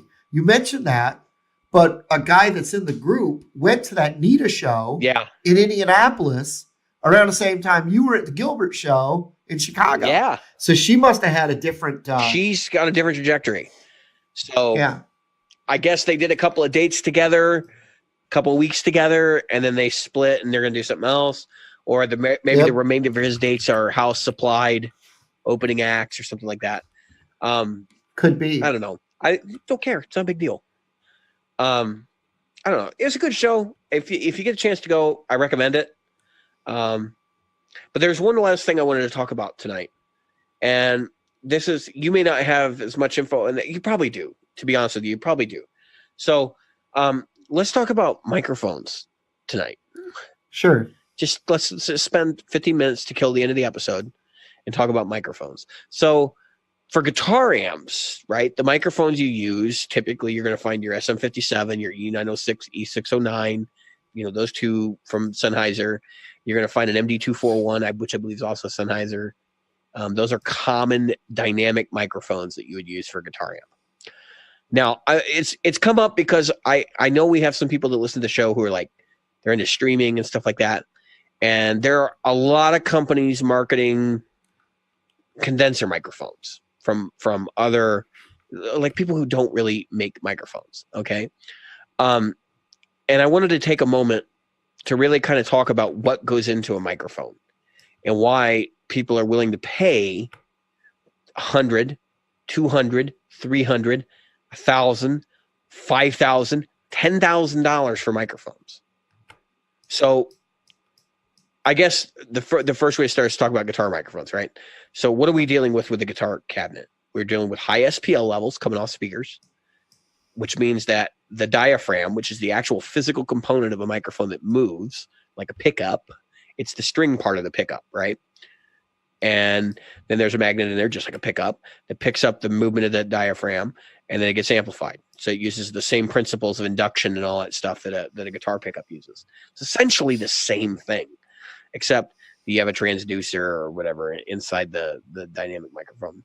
And of course, obviously there's two different types. There's dynamic condenser, or there's three different types: dynamic condenser and ribbon, right?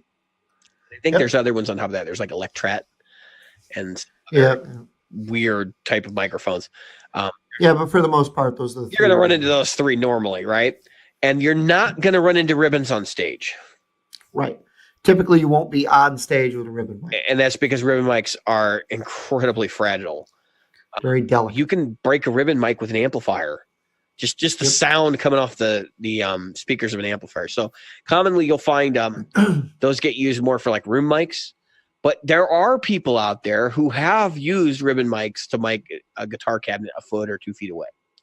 And typically that's done with some sort of pop filter or filter to prevent like the volume of air to hit the capsule and all that, which in a ribbon mic, it's literally just like a paper thin ribbon of foil that actually vibrates, that produces the effect. And of course, some of these microphones require fan and power, condensers typically, and ribbon mics. I think ribbon mics, if you supply fan and power, they'll break. I don't remember. I'm not an expert in ribbon mics, folks. Few people are that are dealing home studio stuff, because ribbon mics are out of the realm of affordability for most people. Your good ribbon mic started about $1,000. Now, for the purposes of somebody who's like streaming, either, you know, for your home, like doing your video game streaming, or I know people who are streaming music production now, and that's a big thing. And also even streaming guitar playing, like for anything voice related, you're probably going to want a condenser. We're using condensers right now. We have a pair of AT2020s from Audio Technica, and yours is not a 2020, but it's the same. Yeah, but it's the same exact thing with like the filter thing that I'm not using. Yeah. But neither of which I'm using. So it's effectively the same mic. Yeah. And so they, of course, they need fan and power and all that good stuff. And they're kind of designed to be a general purpose condenser mic. And actually, I've used them for guitar, and it's not bad. It works well, actually. So I would say, I know people have bought things like the Yeti, right? You used to use the Yeti. I don't think, and I get people who argue with me about this. And it's like, God, if there's one thing that I know, it's professional level microphones, you know, and guitars. Like those are two things that I have a lot more experience than the average person does. And by average person, I mean not a non-musician, right? And I get people saying things like, well, the Yeti is the best mic for podcasting. And it is not horrible for voice if you're a solo podcaster. And I see a lot of people using the Yeti Pro for solo podcasting. Now, that said, it's got a lot of downsides, and I don't want to go into it. Well, I just want to point out the following. It is a microphone designed for podcasters, and that's fun. That is correct. But saying a mic is better than another mic, like my whole, the way I approach buying mics, because I do a lot of home recording, is I look at how versatile it is, right? I would never use a Yeti in front of a guitar amp.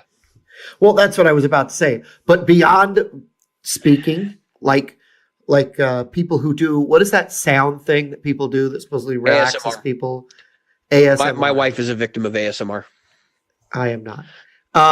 As a matter of fact, ASMRs are things that bug the crap out of me. Yeah. I do not want to hear breathing or things crumbling. Or like really whispering to you. Yeah. I just don't like that. Oh, come on. Yeah, exactly. I couldn't help myself. Then those are actually things that would irritate me to the point I could not sleep. So, but anyway, if you're going to do like what we're doing right now, not a horrible thing. But the second, that's the reason I have this. I can sing into it. I can mic my amplifier up with it. I could do a dual amplification, which I know you're going to get into. So the difference between the pickup of a cardioid mic, which you're going to talk about here in a second, with the SM57 or 58, which, by the way, folks, they are the same mic, just with a different pattern. The 57 and 58. It's not even really a different pattern. Do you know what it is? It's the windscreen. It's the windscreen. That's exactly what I was going to say. And they do the pattern with the pop filter. In fact, if you notice, some people prefer the 58, Jim, because you can unscrew the windscreen and get closer to the grill. That's right. Or that's correct. And I know people who sing with 57. Yes. And actually the 57, so the initial reasoning behind the 57 and the pop filter and all that is for feedback rejection. And it's right, directional. Yes, and it was designed for the human voice.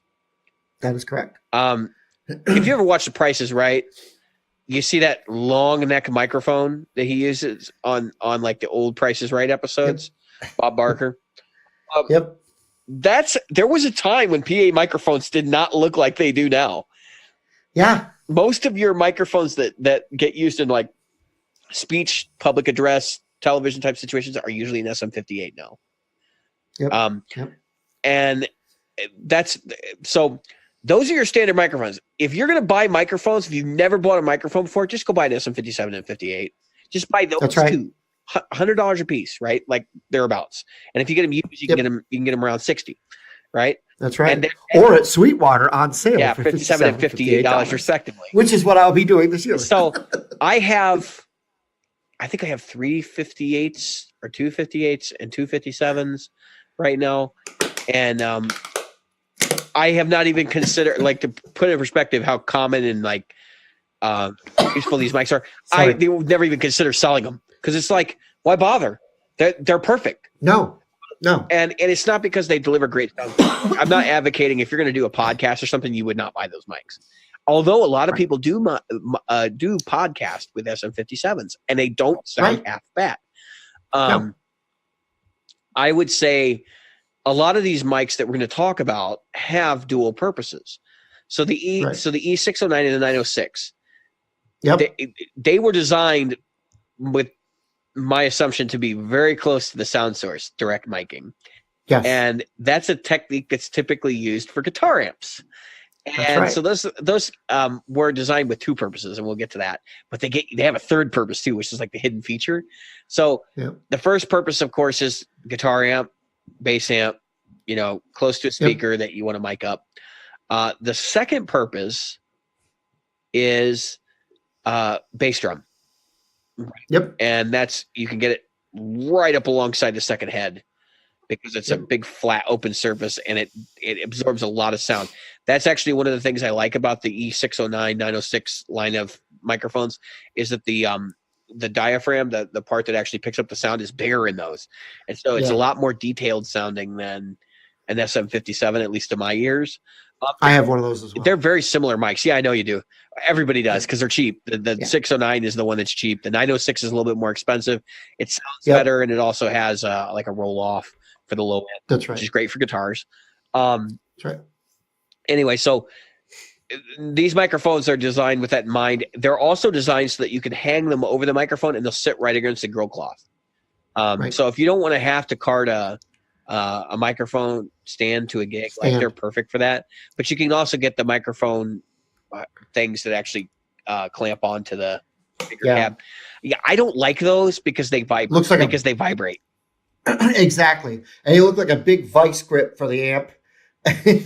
You put them down over the amp and you vice them down, and it sits. But to be honest with you, it's better just to hang it. The tough part, the skill part, is getting that thing to hang and not to go. Yeah. Sliding down the amp. Yeah, I mean, you almost have to put a piece of tape to stop it. Yeah, that's what I do. I put a piece of gaffer's tape on the top of the amp. And hold it in place. And that's what I've done. Or I'll wrap it. I'll double wrap around the handle. Tight. Yep. But that's hard on the cable, so your mileage may vary. So those are cool, right? But there is one amp I really wish I could. Hang on 1 second. I have a cat trying to climb on my computer. There's one microphone I wish I had, which they're marked down at GearFest. It's gonna be a really compelling thing. MD241 or 421. Oh, the 421, the Sennheiser. Yeah. That microphone is the secret to the Jimi Hendrix sound. And I know people are like, well, it's not just that microphone, and it's not, because the 121 was also used. The Royer 121 ribbon was also used in a lot of that stuff, and I think there were some room condensers and some other things going on. But the close mic sound that came off that, the reason why it has like that filtered mid quality is because that's the MD24 or 420. It's the 421, I believe. The MB 421. Yeah. And it's not a cheap microphone. It's like $350, which, as far as a dynamic mic goes, that's really expensive. It's on the expensive side, but you can use it live. Number one. Number two is that sound is not going to be had with any other microphone, frankly.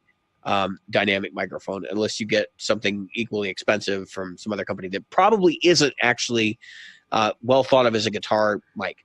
That mic also gets used for like snares and stuff like that too, and anything with a high SPL application. So the 609, the 906, that's the other thing that people use them for a lot that they don't. That's not really like an advertised one. Is they use them to mic up a snare drum, either the bottom or the top. You know, of course, they can reverse phase and all that good stuff. But the whole thing is that they can use that microphone, and it gives it an interesting character because of its wider pickup pattern, which actually makes it kind of interesting for those kind of applications. So that's why I said, like, when I start looking at microphones, the first thing I do is like, what else does it do? Because that gives you a general indicator of what it's going to be good for in your case. So if you're micing a 4x12 cabinet, like, any of these dynamic mics are going to work fine for you because they're high SPL. When you get into marking a 4x12 cabinet, and you're talking about condensers, then things start to get a little weird because condensers have exaggerated bass, at least in my estimation. Whereas like your old traditional dynamic mics had a tighter response on the low end. There's still plenty of bass there because you're close to the speaker, right? But as you get in condenser, you're gonna get a little more low mids because you're gonna have to back it off the speaker, maybe a couple inches, and that's enough to drop that low end quite significantly. And there are a lot more details, so you're gonna get a lot more high end. I typically think of condensers as being a little bit more scooped sounding, and I generally will use them in a way that I'm gonna use a condenser, but I won't use, like, if let's say we're recording two guitars, right? I'll use a condenser on one and a dynamic on another because they give two completely different sound characteristics. So I'll look for the guy that's got the more scoop tone, and that's where my condenser is going to go. And then the guy that's got the more full tone is probably going to get my whatever dynamic mic I'm going to use on that particular thing. And I would do that vice versa, depending on, you know, what I'm trying to go for in terms of the mix. But essentially, like, I would either mix and match. If I'm doing this, if I'm stereo micing a cab, I'll typically, and I've done this for our demos too, I'll use a dynamic mic or two different dynamic mics, and I'll blend. And a lot of times I'll even have a room mic that's also a dynamic mic or a condenser that I can blend in. And those are generally super low in the mix. And you got to be careful about the positioning because there is that whole phasing thing that happens. So you want to have it equidistant from the speaker, or I think it's doubles. But anyway, I don't use a measuring tape or anything like that. I use my ears, and I listen through a pair of cans while I'm setting up the microphones to find out what the phase relationships are like. And then if you mic the back of an amp, which is a little like something a lot of people don't try, you can get a lot of low end if you put a condenser in the back of an amp, like mic the speaker from the inside of an open back amp. And then all you do is flip the phase in post or at the board. And all of a sudden your sound comes to life with all this low end that you didn't know was there. It sounds really good. You want to get those old like Fender Champ tones that are really warm, like Steely Dan. Like, that's a perfect way to achieve that. Again, you're going to be doing a little bit of board EQ and stuff to make that happen. But if you're doing, I mean, and a lot of these microphones can be used for the human voice, but generally speaking, you're going to want something more detailed. So that's when the condenser really comes in handy. That's a dual purpose microphone, right? Use the condenser for voice. We're using the AT2020 for voice. I've used it on guitar. I've used it on drums. You can use it as a drum overhead. Like, these things are not expensive. I mean, they are cheap. The AT2020 is $100, and it's a good microphone. MXL makes Marshall microphones or whatever, MXL. They make a bunch of really inexpensive, decent quality vocal microphones. Now, this is why I was talking about the streaming guys, right? These guys that are like arguing, oh, the Yeti is the one to get, or the Razer or whatever.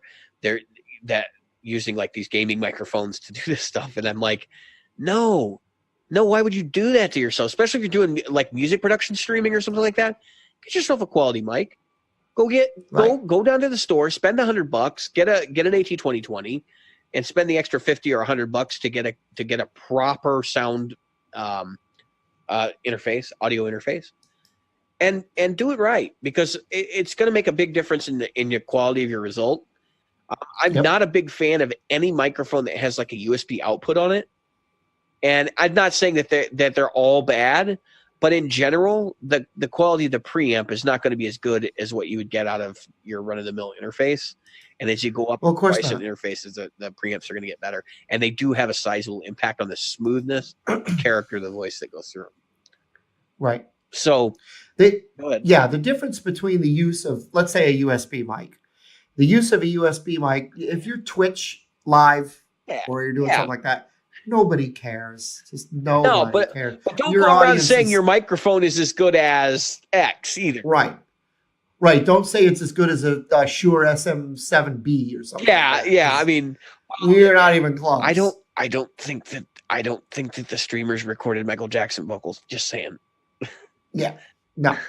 But you got a guy like Joe Rogan who has 4 SM7Bs in the room. You know, Yeah. and those are incredible. Those are Decent. $400 mics. Yeah, I wouldn't say they're incredible, but they're decent. Like they're really good broadcast mics. For what? Yeah, that's exactly what he's doing. He's broadcasting, podcast broadcasting. Great mics for that. I'm just saying, don't say that your Yeti Pro is at that level. Yeah. Well, that's the thing. Like, it's a Blue. Blue makes good project microphones. If you got a project studio, they make a range of really, really good, inexpensive microphones for doing project studio work. But I don't know a whole lot of people in the professional studio world who are going to opt for a Blue versus something like a Royer, right? No, exactly. I got to tell you this. Okay, so I would never mic a guitar with a Yeti. I know people have done it. I've heard it on YouTube. When you go around and you listen to some of this stuff, and they're like, "Oh, I use my professional microphone for this," and you're looking, and you're listening, and you're like, "Dude, what kind of professional microphone is this?" What professional microphone? Yeah, I mean, Exactly. I have to tell you this though. I was looking for a windscreen for my microphone, and I found Rode. You know Rode, the company makes really good equipment. The NT1, the great mic stand stuff. Yeah. They have something called the Dead Kitten Artificial Fur Windscreen. Yes. And by the way, those windscreens are really good. But I know, but it looks like a tribble. Yeah. But I guess they're not intended. So that's for broadcast, not broadcast, but like if you're going to attach it to a camera and going into a windy environment. Exactly. Those, I just thought it was pretty fun. Yeah, those things are insanely good too. And I'm looking at Blue's website right now. Or actually, no, I'm looking at Blue on Sweetwater just to see what else they got, because I know they do a lot of large diaphragm condensers. I just don't know. I don't know enough about their product line. I've almost bought one before. You think I'd know more? They got a couple of cardioid condensers and large diaphragms, and then they have some bottle cap type mics. Again, those are cardioid large diaphragm stuff. Yeah, I mean, I'm not seeing anything here that's like stand out. Like this is the microphone, but they do make a couple of super high end mics that I'm sure are used in really expensive studio applications. They make one called the Blueberry, which is $1,000, and they make the Kiwi multi-pattern condenser, and that's $2,000. And then you can get the mic locker package from them, which is $6,000. So they do make some really, really nice stuff. But now, if you want to get into the I want to say the bottom end of the expensive microphones, like I don't know how you would call that, the upper mid tier. Yeah, I suppose you would look for like the bottle mics. The baby bottles. That's Blue makes some of that stuff. Yeah. Now Royer. So like if I was to buy a Royer 121 studio match pair of ribbons, and that's generally speaking, like when you have a ribbon mic get used on, overheads or something for drums or for guitar cabinet, like room miking, you're going to use a stereo pair, like an XY configuration, or, put them at different distances, but try to get them in phase. You're looking at $2,600 for two of those.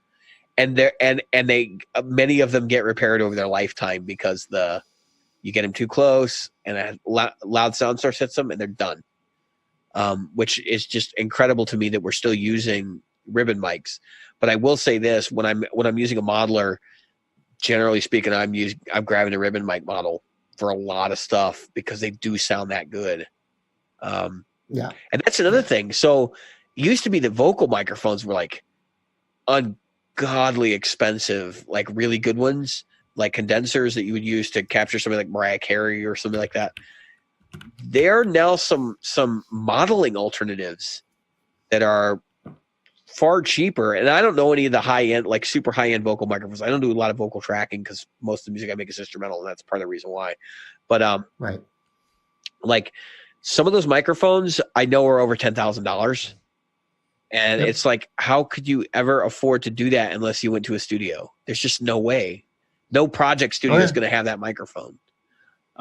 Yeah. No. So if you are looking for microphone for your amp, there's like a lot of options for you. We've talked about many of them on this show. If you're looking for a microphone for streaming, you can probably find a streaming microphone pretty easy. I would recommend you stick to one of the like professional brands though, because you don't know what you're getting in the box. You really don't. I mean, Razer could be selling a Chinese microphone, like a Chinese condenser, that's worth like 20 cents. Because there are like garbage bargain basement microphones out there that you can get that are condensers, even though condensers are typically a pricier mic because they cost a little bit more to make and all of that. And all of these microphones, it's like the SM57s and the 58s. The reason why you pay $100 for those microphones versus their dynamic competitors, which are between 50 and 60 to $75, is because their quality control is better. And they have a line of inexpensive 57s and 58s called the PG series. But the PG series, from what I understand, is literally just the throwback microphones that don't meet the same specifications that go into the professional SM57, 58. So that's exactly right. Some of them will be great. Some of them won't be. Right. And that's okay. Like for playing out live, you may not need the true SM57. My SM58, I bought it the very next day. I gigged with it and somebody knocked it over. And yeah, still got a big dent. You got a big dent in it, and then you laughed and you were like, well, it looks like all the others now. Yep, looks like everything else in the bag. Well, no, the SM57s are always like, they should come standard with a dent. They should pre-dent them. Oh yeah. That's I just knock it on the table. No, I'm just kidding. But yeah, you can buy the Blue microphone high-end ones. They run upwards of $2,000. So you can buy, and some of the packages are upwards of $6,000. All right. So when it comes to their high-end stuff, the Kiwi and the Rocket and that type of thing, the Blueberry, the Dragonfly, you spend some money. Yeah. Truthfully, I don't know that anybody like outside of a professional studio, if you're not familiar with the professional studio environment, you probably don't know what those microphones even sound like. Yeah. So, or how to, even if you had one, it's mic placement is a whole thing that it's not something that, you can go on YouTube and, okay, now I know how to put a microphone on it. It takes some time. Yeah, especially with like doing vocal and stuff. So here's the two vocal microphones that stand out for me that like I've seen before but never actually used. The Telefunken U47. That's $9,000. Okay, and then the Neumann U67 is another popular one, and that is $7,000.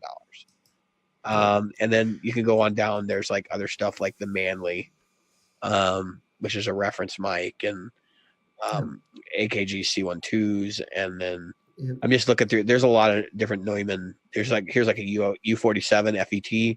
That's $4,000. So I mean, you can go if you really want to spend some money.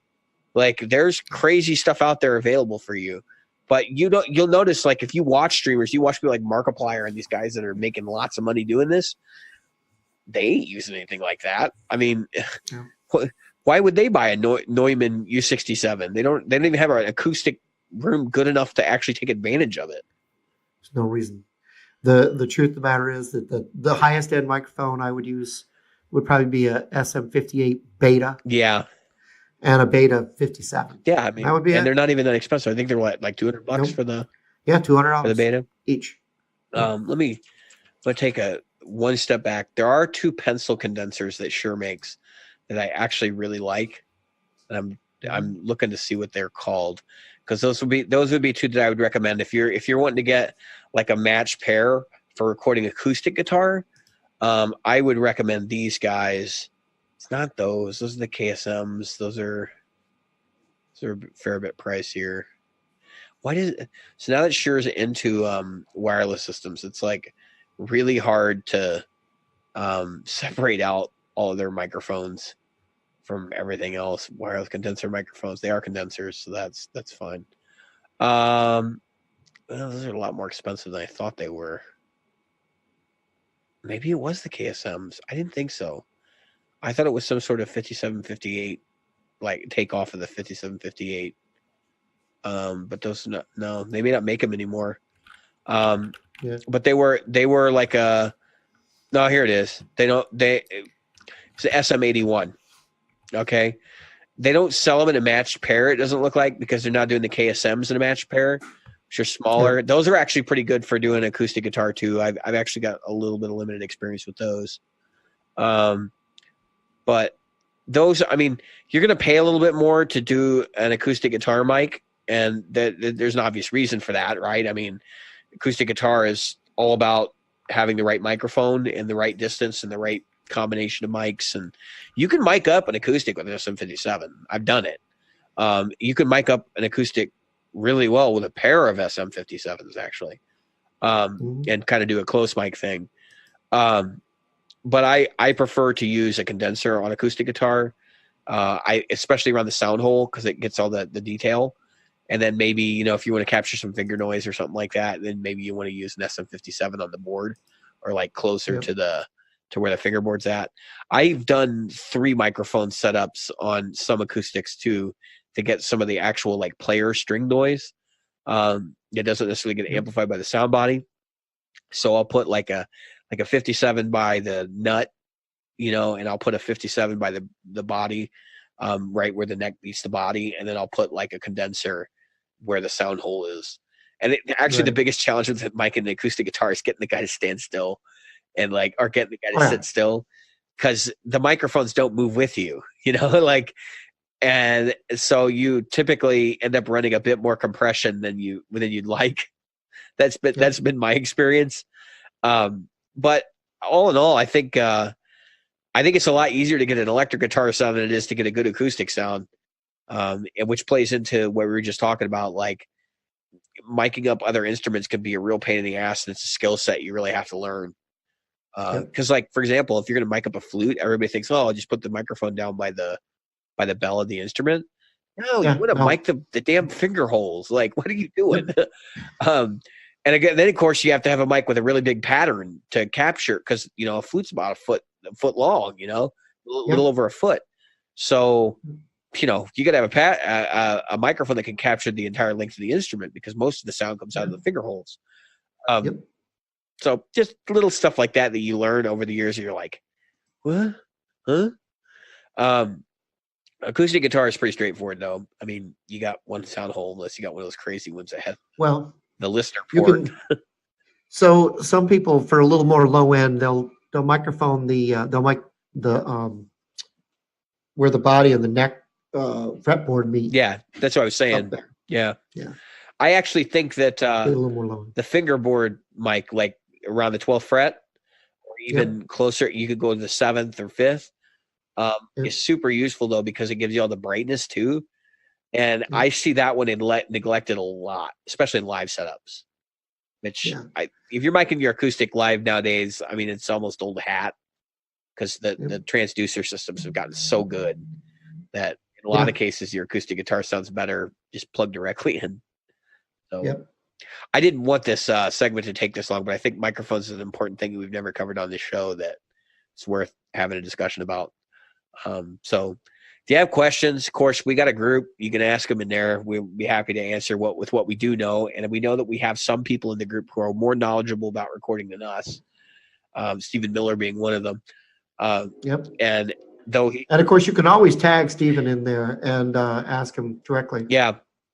So I think, do we want to talk about a little bit of what our listener friend that's in the Patreon group is going through right now in terms of getting playing in church? I think what we need to do is just touch on it and then call it a night. Yep. So we do have a Patreon listener who is going into doing some stuff in church, doing a praise and worship thing, and was saying, "Oh, I need to bring in my pedals to get them put on a board by somebody," and we were like, "No, do it yourself."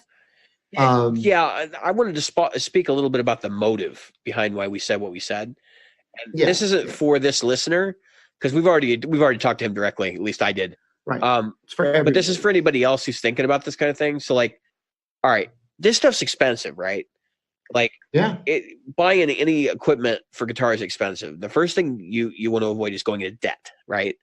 And when you're going to play in church, we have this tendency to be like, look at the other church players and what they're doing. But I would encourage anybody who's like playing in church who's not being paid for it. You don't really have to have your sound be perfect. I mean, Right. in all honesty, it's not a paying gig, number one. And Nope. you should treat it like it is a paying gig, because paying, any gig can become a paying gig if you do it the right way and you do it long enough. But my point is, don't go into debt over it. That's a big thing to remember. But also, like, be reasonable about it.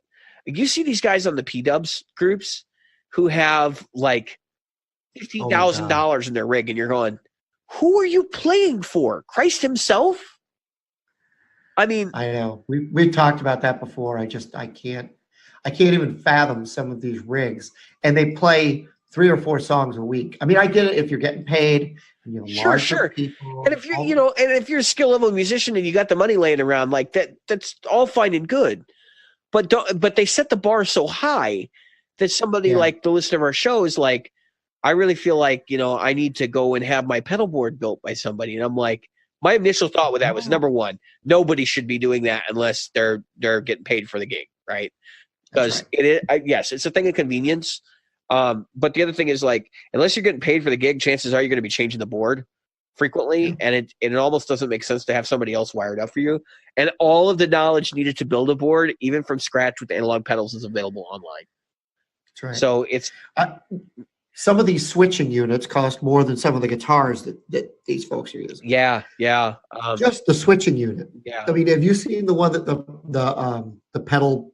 What is it? The pedal show? That pedal show uses the gig rig. The gig rig. That thing's like $1,000. Huh? That thing's like $1,000. Yeah, $2,000. It's like $1,300, $1,400. Yeah. Yeah, that's for the basic one. That's the ES8 version of their unit. That's before you start putting it onto a board. Yeah, because you have to buy a board so like the way that they would recommend you do it is put it on the 2-tier board.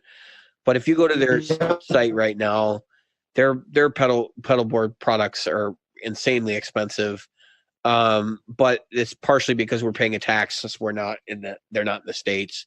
So if you want to buy the G2, I mean, don't get me wrong, that's an awesome. They're okay. You know what? The ES8's just as good. Like, and it does this. That's what I was going to say. Do it with the ES8. And it's slightly less expensive. I'm going to their store right now because I want to give you guys a price that's actually accurate. So $795 or 795 pounds in US dollars. So 795 pounds, British pounds in dollars. Thank you, Google. It is $1,005.93. So actually, the price has gone down for the big boy switcher. It used to be like $1,200. What is that thing called? The G2. The G2. Yeah. And of course, now a Boss ES8 is $700. Yeah. So, but here's the difference. So the G2 is modular. So you need the power supply. You need the other things that go along with it. But you know what? Honestly, that's superfluous because the ES8 is not its own power supply. You have to buy the power supply to go with it. So it's still kind of the same deal. I looked at getting a gig rig, and I almost did. And I bought an ES8 instead, and I was happy with it. And I think the gig rig, actually, the thing that scares me about the gig rig is it's like how you program it. Even reading the manual, I was like, this doesn't make any sense to me.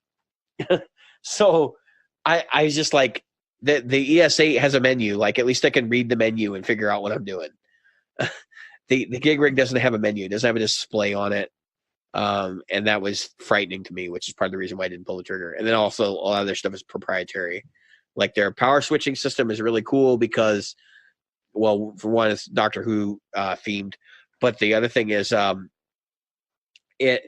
you literally put these 9-volt plugs in it and you connect the wires to it instead of a plug. So you can actually have the right length of power cable, which is cool. I have to admit. But other than that, I don't think anything they do is really that fantastic. Even their pedal board tape, it's dual lock. I mean, It Yeah. just kills me. Yeah, it is. It's Duoloc, but it's their Duoloc.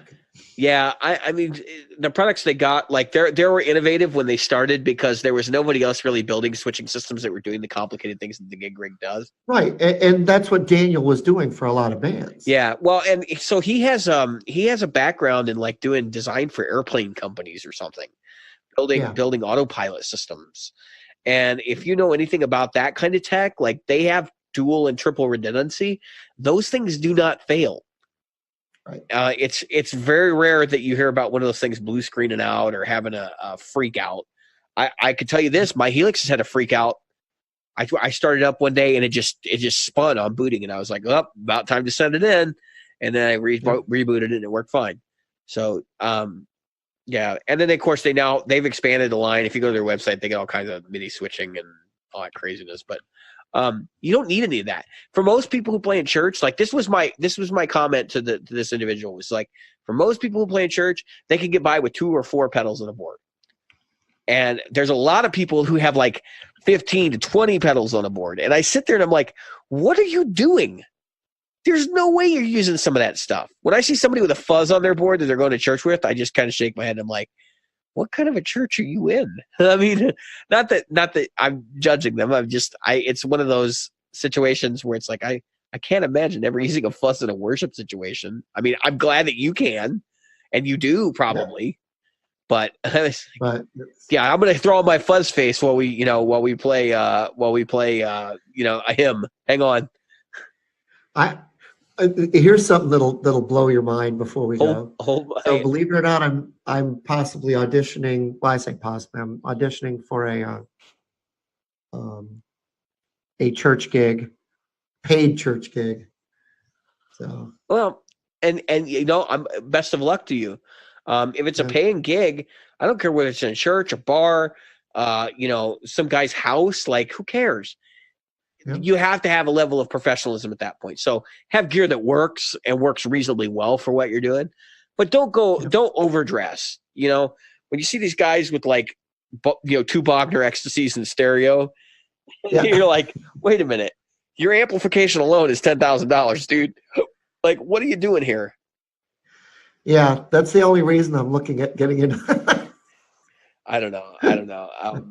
So it's terrible of me. It's terrible. It's as I said, if you got the money and you got the ability to do it, by all means do so. If you don't have the money, don't go into debt over it. Like if you're meant to have this worship gig and you're going to work through it and you're a God-fearing person, then hopefully God will find a path for you to have the stuff you need to do it. Don't rely on credit cards to do it. Don't go into debt. Don't go bankrupt doing it either. Don't like take your money and spend it all doing it. Be reasonable.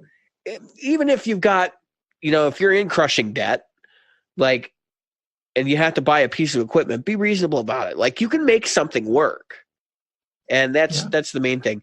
I've done a lot of guerrilla recording in my life where I've, spent little to no money to make something work. And yeah, it's a compromise and it sucks a lot.